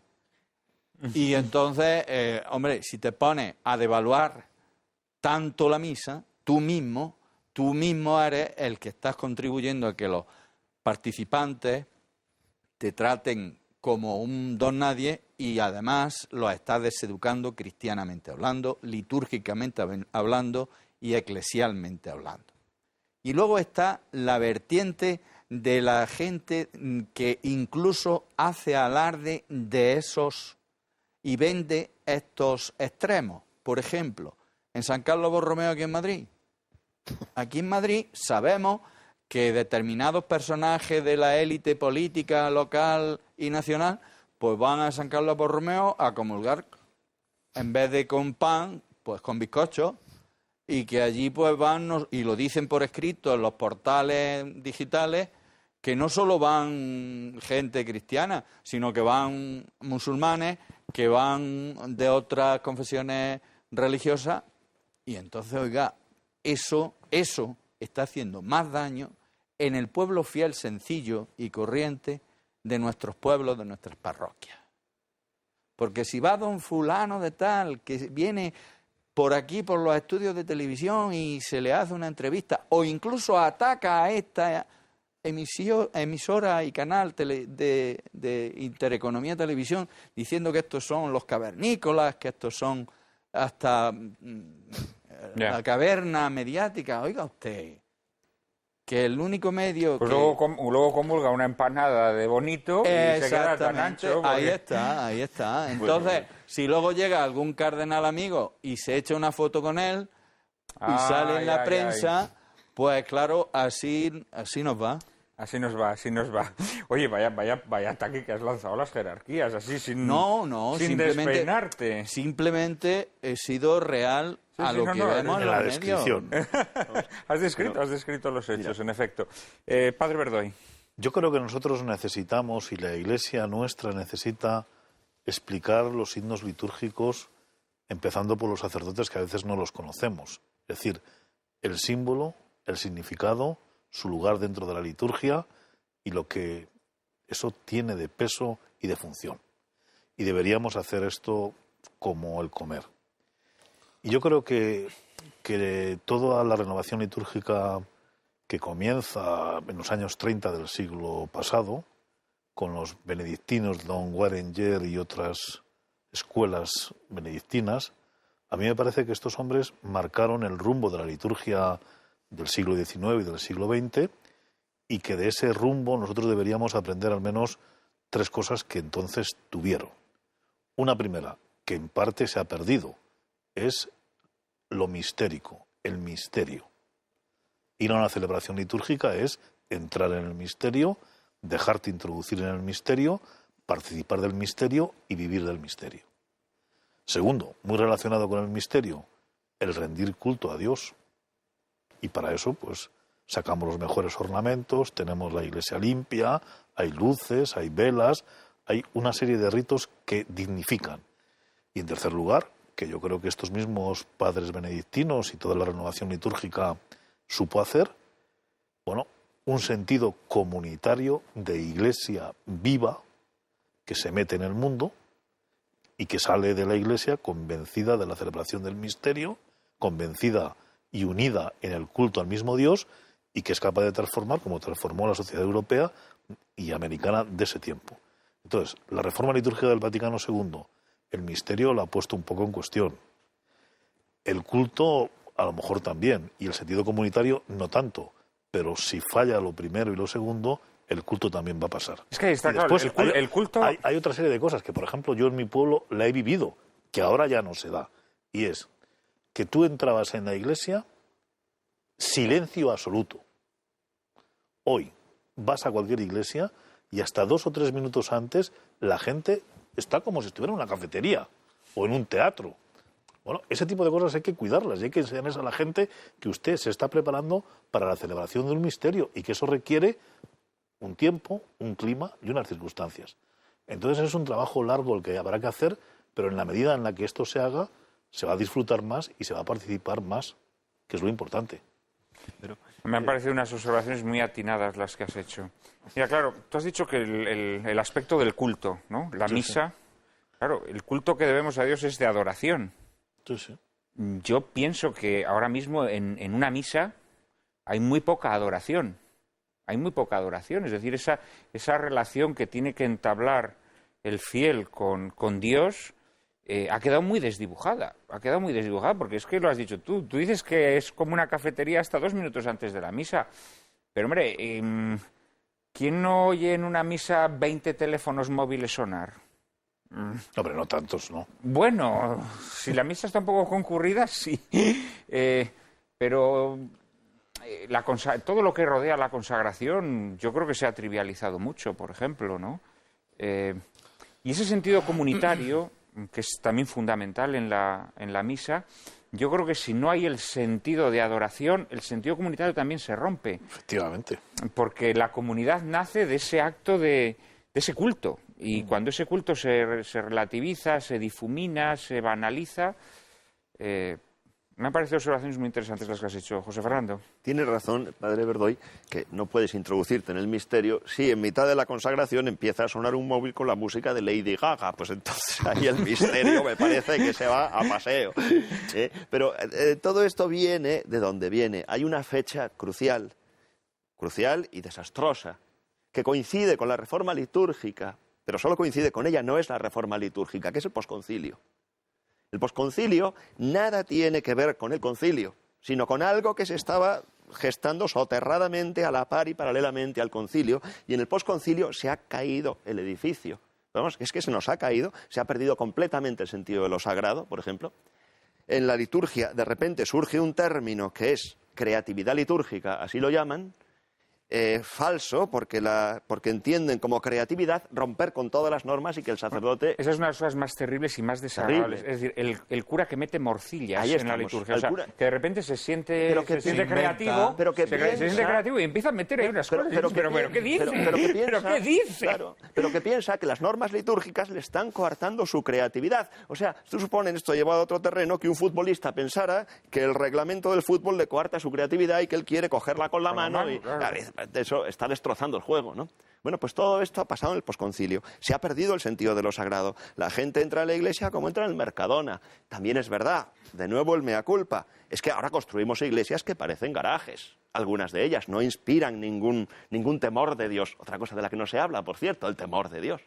Si tú construyes una iglesia que parece un garaje, la primera parroquia en la que yo estuve era un patio interior de un edificio, simplemente cubierto con unas losetas de cristal arriba. Claro, la gente tendía la ropa en los pisos de arriba y tú en la plegaria 1, cuando levantabas la cabeza diciendo y elevando los ojos al cielo, veías la ropa interior de la señora que se le había caído encima de las losetas de la iglesia. No veas tú la devoción que te daba, ¿no?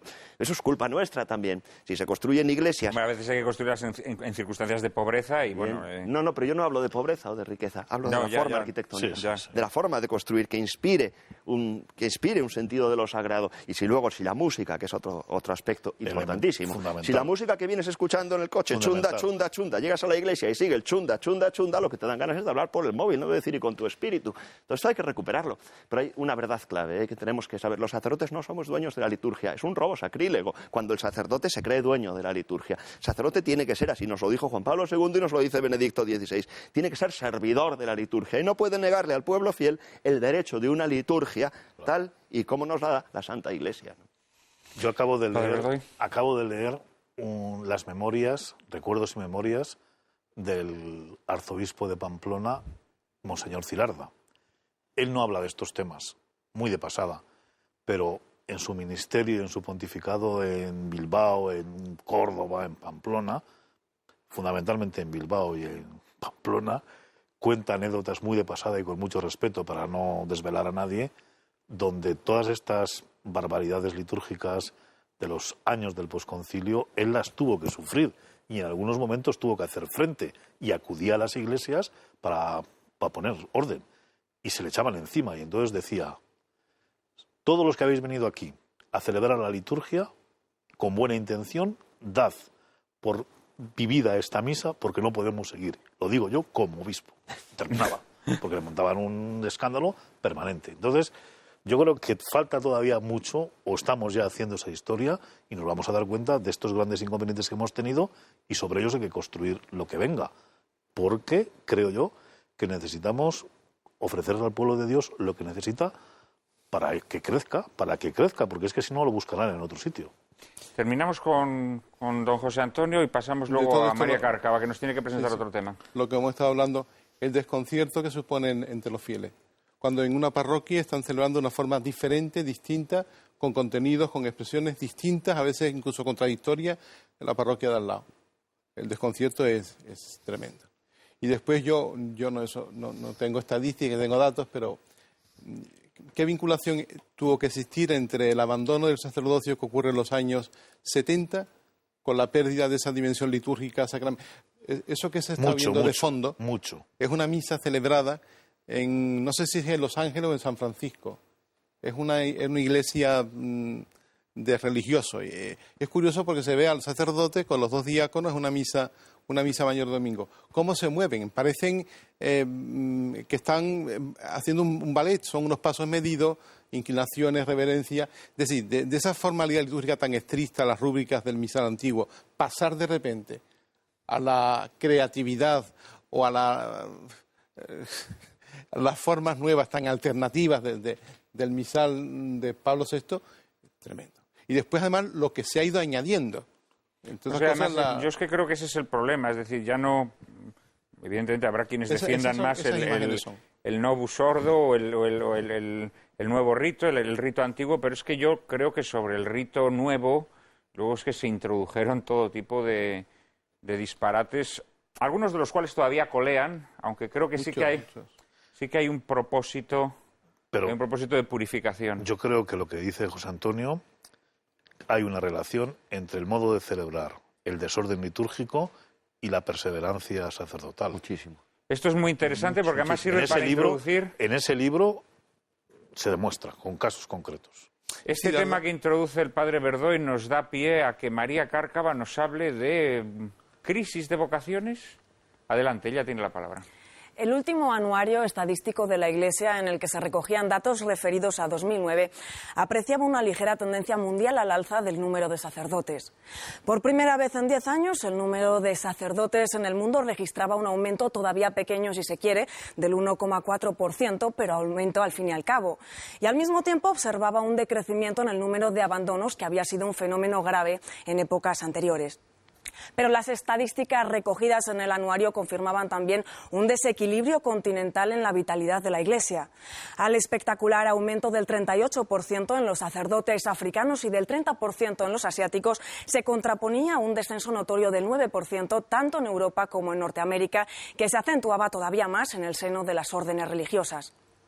El número de sacerdotes católicos en el mundo en 2009 alcanzó los 410.593, de los cuales 275.542 pertenecen al clero diocesano, que aumentó en 2009 un 4%, y el resto al clero religioso, que descendió en este mismo año un 3,4%. En lo que se refiere concretamente a España, según cifras aportadas por la Conferencia Episcopal, el número de seminaristas que hay actualmente en España es de 2.519, 1.227 en seminarios mayores y 1.292 en seminarios menores, lo que supone un leve descenso del 3,2% respecto al curso anterior. Pero el número de seminaristas ordenados en España ha crecido un 14,9% en el último año. La caída de las vocaciones parece estar frenando, pero no se ha detenido aún. Entre las causas de la crisis vocacional suele destacarse la brutal secularización de nuestra sociedad, la falta de transmisión de la fe en la familia y la esperpéntica imagen que transmiten los medios de comunicación de sacerdotes y religiosos. No todas las causas de la crisis de vocaciones sacerdotales radican, sin embargo, extramuros de la Iglesia, pues como nos ha recordado recientemente Benedicto XVI, los peores enemigos de la Iglesia están con frecuencia dentro. A la purificación de la vida sacerdotal ha dedicado especial atención nuestro Papa, quien ha exigido a obispos y rectores de seminarios que extremen su celo en el escrutinio de las vocaciones sacerdotales para evitar escándalos tan dañinos como los que recientemente han saltado a los medios de comunicación. Sin duda, las actitudes permisivas de épocas recientes en el escrutinio de vocaciones han contribuido a apagar la llama que el Espíritu suscita en el corazón de muchos jóvenes. Y cabe preguntarse si la llamada primavera del concilio no ha contribuido también, con su empacho de novedades y su obsesión de ayornamiento, al desengaño y enfriamiento de muchas vocaciones, a la pérdida del sentido de muchos carismas originarios, a la adulteración de la vocación religiosa, sustituida en muchos casos por un desnortado activismo social. Si la sal se vuelve sosa, ¿quién podrá salar el mundo?, leemos en el Evangelio.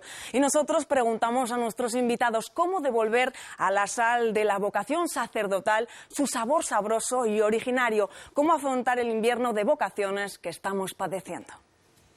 Bueno, pues ahí María Cárcava, aparte de unos datos muy interesantes, nos ha lanzado unas cargas de profundidad bastante serias que enlazan perfectamente con lo que el padre Verdoy nos decía. El padre Verdoy establecía un paralelismo, digamos, o una relación íntima entre esta devastación litúrgica y la pérdida de vigor de la vocación sacerdotal, ¿no? Él relaciona todos estos abandonos de muchos sacerdotes y probablemente también la crisis de vocaciones con el tema del que estábamos hablando. Aquí la pregunta es, como decía Benedicto, ¿las causas hay que mirarlas dentro de la Iglesia, o nos podemos conformar con mirarlas fuera? Y decir, no, es que esta es una sociedad muy secularizada, no, es que, en fin, ¿podemos echar balones fuera o debemos mirar hacia adentro? Tomás. Yo creo que hay que ser honesto y objetivo y mirar lo que hay fuera y lo que hay dentro, porque tanto monta tanto. ¿Que la Iglesia es pecadora? Por supuesto. ¿Que dentro de la Iglesia pues hay una serie de causas y de motivos y de situaciones que producen la sequía vocacional? Está claro. ¿Que lo hay también en la sociedad? También está claro.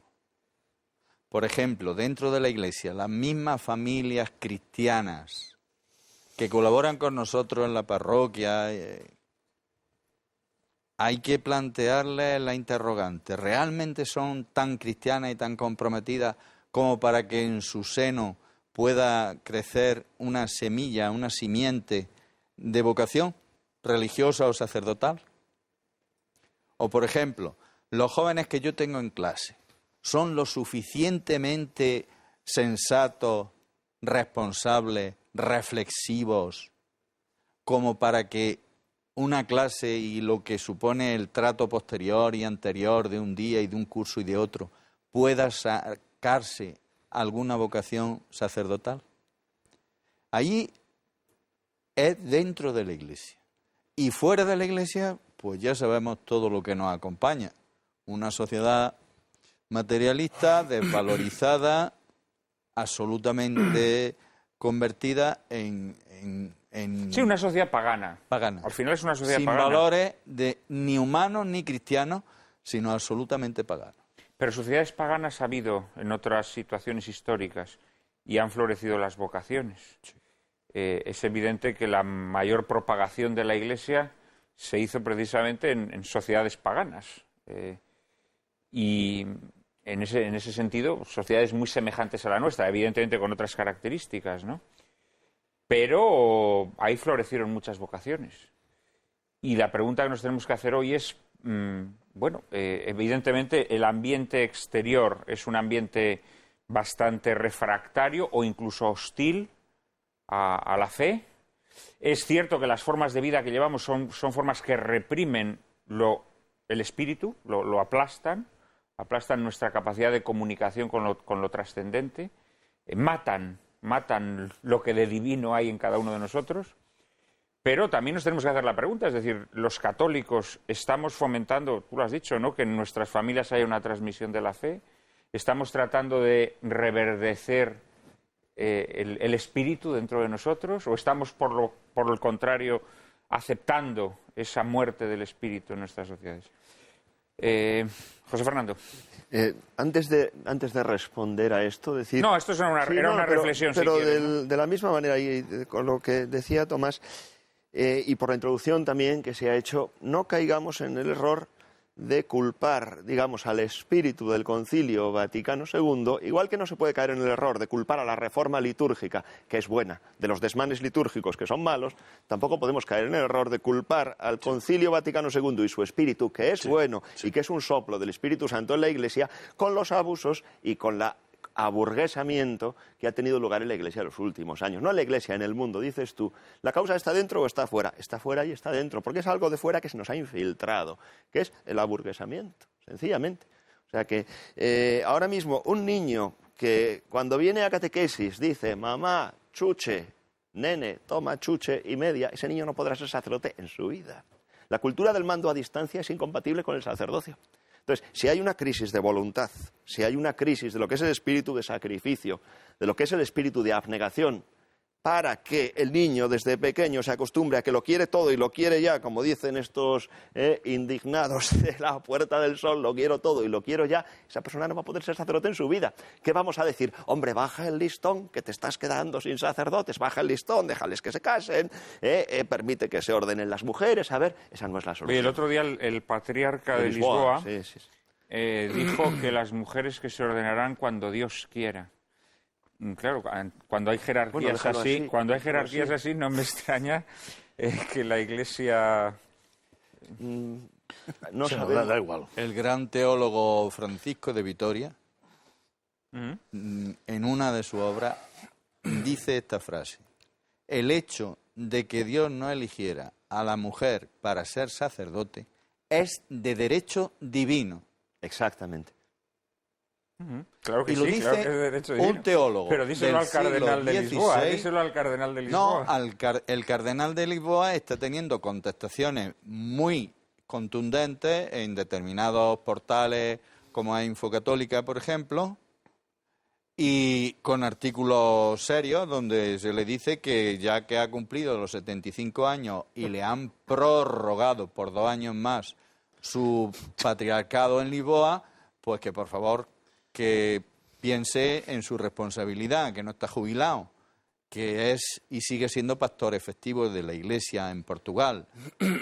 Esto supone que sencillamente lo que yo decía antes, ser cardenal no es tener una gracia de Dios para que todo lo que tú digas no te equivocas, o lo que tú hagas no te equivocas. Lo mismo que ser cura no es tener la gracia de Dios para que todo lo que tú hagas o lo que tú digas no te equivocas.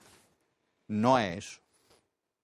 Pues si no es eso para un cura, para un cardenal tampoco. No, por supuesto, pero bueno, en fin, lo decía ya que mencionaba José Fernando Rey el tema tan aireado siempre por los enemigos de la Iglesia, que es la ordenación de las mujeres. Yo es que no conozco católicas que deseen ser sacerdotisas, la verdad. Entonces, alguna hay. Haylas, Pero es un asunto apasionante, porque tiene todo que ver, el tema de la ordenación del hombre, tiene todo que ver con la relación mística, nupcial, esponsal, entre Jesucristo y la Iglesia, como el novio y la novia, el esposo y la esposa. Eso ya daría para mucho, es que es apasionante todo ese asunto. Me pedía la vez... Yo recuerdo José Antonio. el padre Orbe, muy anciano, en la Gregoriana, Orbe, sí. su pataca y sus sonotones, y decía, a propósito de algún tema, ¿no piensen ustedes que el problema de la Iglesia del siglo XXI será la teología de la liberación que pasará? El problema de la Iglesia del siglo XXI vendrá del mundo de la mujer. Y tenía en cuenta todos estos conceptos, un hombre con una perspicacia y una visión. Decía esto, el Orbe. Sí, el padre Orbe. Sí, lo he conocido yo en su ancianidad ya de unos meses antes de morir. Off record, ¿no? En clase, y es un hombre que era clarividente. Pero yo creo que lo decía por Leire Pajín, sobre todo. Porque... No, pero es cierto, el mundo de la mujer, feminismo, a la ideología de género... A todos esos conceptos. Por ejemplo, el mundo de la familia está descompuesto por el problema de la mujer, el feminismo. Y a nosotros ahora este problema del sacerdocio de la mujer se nos viene desde reivindicaciones que entienden el sacerdocio como poder. Entonces, es como intentar que la mujer acceda a ese estatus que le da poder en la Iglesia, cuando es absurdo pensar eso, ¿no? Pero yo iba a cierto caso la vocación. Vocación, crisis de la vocación y los conceptos de la vocación en crisis para los jóvenes actuales, pienso que son de concepto y referencia. Referencia siempre es Cristo el Señor. Es decir, yo soy cura por Cristo. Y la plenitud del sacerdocio yo la concibo desde el Señor y mi vinculación con Él. La Iglesia viene después. El entusiasmo por la Iglesia, el servicio a los hermanos, viene como consecuencia. Es Cristo el Señor, es el Señor. Si esto falla, si la fe sacerdotal, si la vida espiritual del sacerdote no vincula a la persona del sacerdote con la persona del Señor, todo lo demás se desmorona, es que no tiene consistencia. A mí me asombra ahora, por ejemplo, la JMJ, el encuentro de los jóvenes con el Santo Padre en Madrid, el entusiasmo que eso provoca. ¿Un entusiasmo por qué? Por lo que se está viendo allí, una iglesia joven, pujante, entusiasmante, eso no dura. Una vocación que se geste con esas expectativas, como no haya una referencia central, fundamental, Cristo, el Señor, Dios nuestro Señor. Lo demás no tiene... Y claro, muchas vocaciones juveniles crecen o se forman un ambiente de... No tiene consistencia. ¿Te refieres a un emotivismo, a un...? Emotivismo, sentimentalismo... Y después llega el cura, sí, es un fenómeno frecuentísimo, sacerdotes que se han ordenado, han llegado a las parroquias, a los 3-4 años lo han dejado. Incluso en el primer año de ministerio. El fenómeno es tan grave que hubo estadísticas y se enviaron a los seminarios estudios específicos sobre ese tema que es tremendo, ¿no? Sacerdotes que abandonaban el ministerio en los años próximos, los años siguientes a la ordenación. Porque hay problemas también graves de escrutinio, yo creo, en los seminarios, ¿no? Y de hecho, este problema que ha saltado el escándalo de la pederastia, yo creo que ha tenido también que ver con eso, ¿no? Que no ha habido un escrutinio verdadero y serio en los seminarios en un determinado momento, ¿no? O en algunos Ese seminarios. escándalo es mucho más profundo y más turbio. Sí. Y el ¿Qué escrutinio quiere a decir? veces... ¿Qué quiere decir con más profundo Porque y más turbio? está en el mundo, estamos en el mundo. De ese tema, es un tema tan delicado y que a la Iglesia le ha venido con bombazo, siendo la Iglesia otra víctima más en ese sentido, porque lo ha padecido y encima ha quedado expuesta en la picota. Como si el fenómeno fuera un fenómeno ligado solamente a los sacerdotes y a la Iglesia Católica, un fenómeno que es generalizado y con unas estadísticas que asombran. Cuando se conocen el porcentaje de sacerdotes acusados de esos delitos Sí. con los de otras personas, otros estamentos sociales, otras referencias sociales. Sí, lo que queda claro, lo que queda claro a cualquier persona de buena voluntad es que efectivamente la Iglesia está en el mundo y por lo tanto ha sido contaminada de un mal que ha invadido el mundo, ¿no? Pero curiosamente los enemigos de la Iglesia lo han querido plantear como algo vinculado con el celibato. Esto no deja de ser curioso, es una asociación totalmente grotesca, ¿no? Interesada. Pero, No solamente Interesada. interesada, muy interesada. No, hombre, es como si relacionas ayuno con triquinosis, ¿no? Es decir, oiga, ¿no? ¿Qué tiene que ver el ayuno con la triquinosis? No, si un señor tiene triquinosis será no porque ha roto el ayuno, no porque ha roto el ayuno, sino porque ha comido carne de cerdo. Pero volvamos al tema de las vacaciones, tenemos que ir cerrando el programa ya. Vamos a ver. A mí me parece que los efectos de la secularización, yo si tuviera que responder con una sola respuesta, con una sola palabra, diría efectos de la secularización. ¿Por qué? Porque la secularización ha minado, es decir, no deja pasar, no filtra, no da aire ni respiro a algo fundamental para la vida cristiana, como es el inicio de la piedad. Es decir, si yo tengo que conocer a Jesucristo, si me tengo que vincular a la persona de Cristo, si lo tengo que representar, si tengo que ser su vicario, si me tengo que identificar con Él, tengo, por medio de la piedad, de modo natural, que la aprendo en mi casa, que la aprendo en casa de mis tíos, que la aprendo en mi pueblo, que la aprendo en la catequesis, que la aprendo de gente piadosa. Eso, si no hay piedad, no hay devoción. Y si no hay devoción, no hay emociones espirituales. Y las emociones espirituales son las que Balarrasa tiene. Y las que nosotros hemos tenido en muchos momentos de nuestra vida. Nos hemos sentido movidos, pues porque hemos aprendido una piedad no sé dónde, en el ambiente, porque hemos ido estructurando nuestra psicología en un clima de devoción y de respeto a esas devociones. Y cuando digo de respeto a esas devociones no me estoy refiriendo a rezos particulares, sino pues al culto cristiano, al respeto a Dios, a los derechos de la Iglesia, al fundamento de la vida cristiana, a la moral, a la fidelidad, todo eso. Entonces, bueno, pues yo me siento llamado y entonces tengo la suficiente capacidad para dar los pasos y resistencia. Entonces, yo creo que la secularización ha minado todo esto. Y en la mente de los señores que trabajan la secularización en el siglo XIX, yo creo que esto está muy presente. Si a todo esto añadimos otros efectos... O sea, digamos que crees que es una cosa que está calculada, digamos. No está totalmente calculada porque ellos no podían vivir 80 años después, 90 años después, pero ellos querían, de alguna manera, sabían que los efectos de la secularización eran claves para el futuro. Y si a esto añadimos otra cosa que va junto con la secularización, que es la vida, vamos a llamar, de la gran industria, de la gran ciudad, de la civilización moderna... Una vida volcada hacia afuera. Entonces todavía ciega más y seca más esos principios elementales de la vida espiritual. Y si no hay vida espiritual, no hay sacerdocio, no hay cristianismo, no hay nada. Con esta reflexión última tenemos que dejarlo lamentablemente. Lamentablemente este programa hubiese exigido el doble de tiempo. Pero tenemos desgraciadamente que cortar aquí. Ha sido un inmenso placer estar con vosotros. Formular estas reflexiones que creo que servirán de gran provecho a nuestros espectadores y quién sabe si después de ver este programa algún joven seguidor de Lágrimas en la Lluvia no empieza a plantearse si lo suyo no es ser pescador de hombres y deja las redes, lo deja todo y sigue esa llamada de Jesucristo. Muchísimas gracias de corazón. En un minuto, María Cárcava y yo mismo les anticiparemos el asunto de nuestro próximo programa.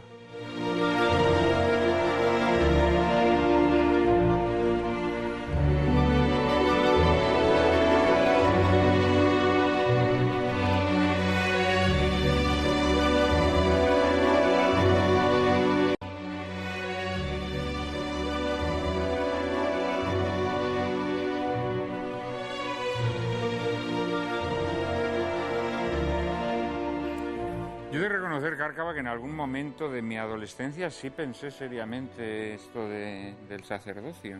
Yo jamás he pensado en ser sacerdotisa, Juan Manuel. Bueno, afortunadamente eres una buena católica, No, fundamentalmente no soy feminista. Ah, bien. Y esa forma de evaluarlas me todo... Me encanta, Cárcava, me encantas.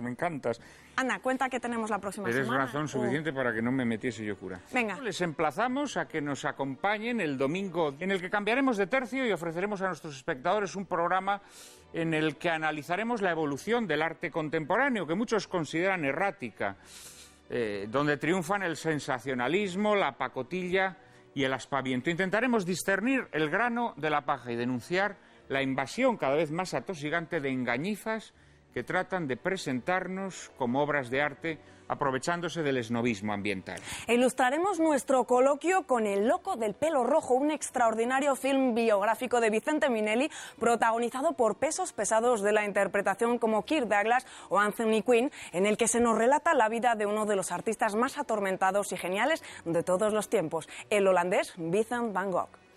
No se la pierdan, ya saben que a partir de ahora no podrán llorar lamentando que la televisión es un desierto de la inteligencia y el buen gusto. Ahora ya pueden refrescarse en el oasis que les brinda Lágrimas en la lluvia. Todos los domingos a las 4 de la tarde, aquí, en Intereconomía Televisión.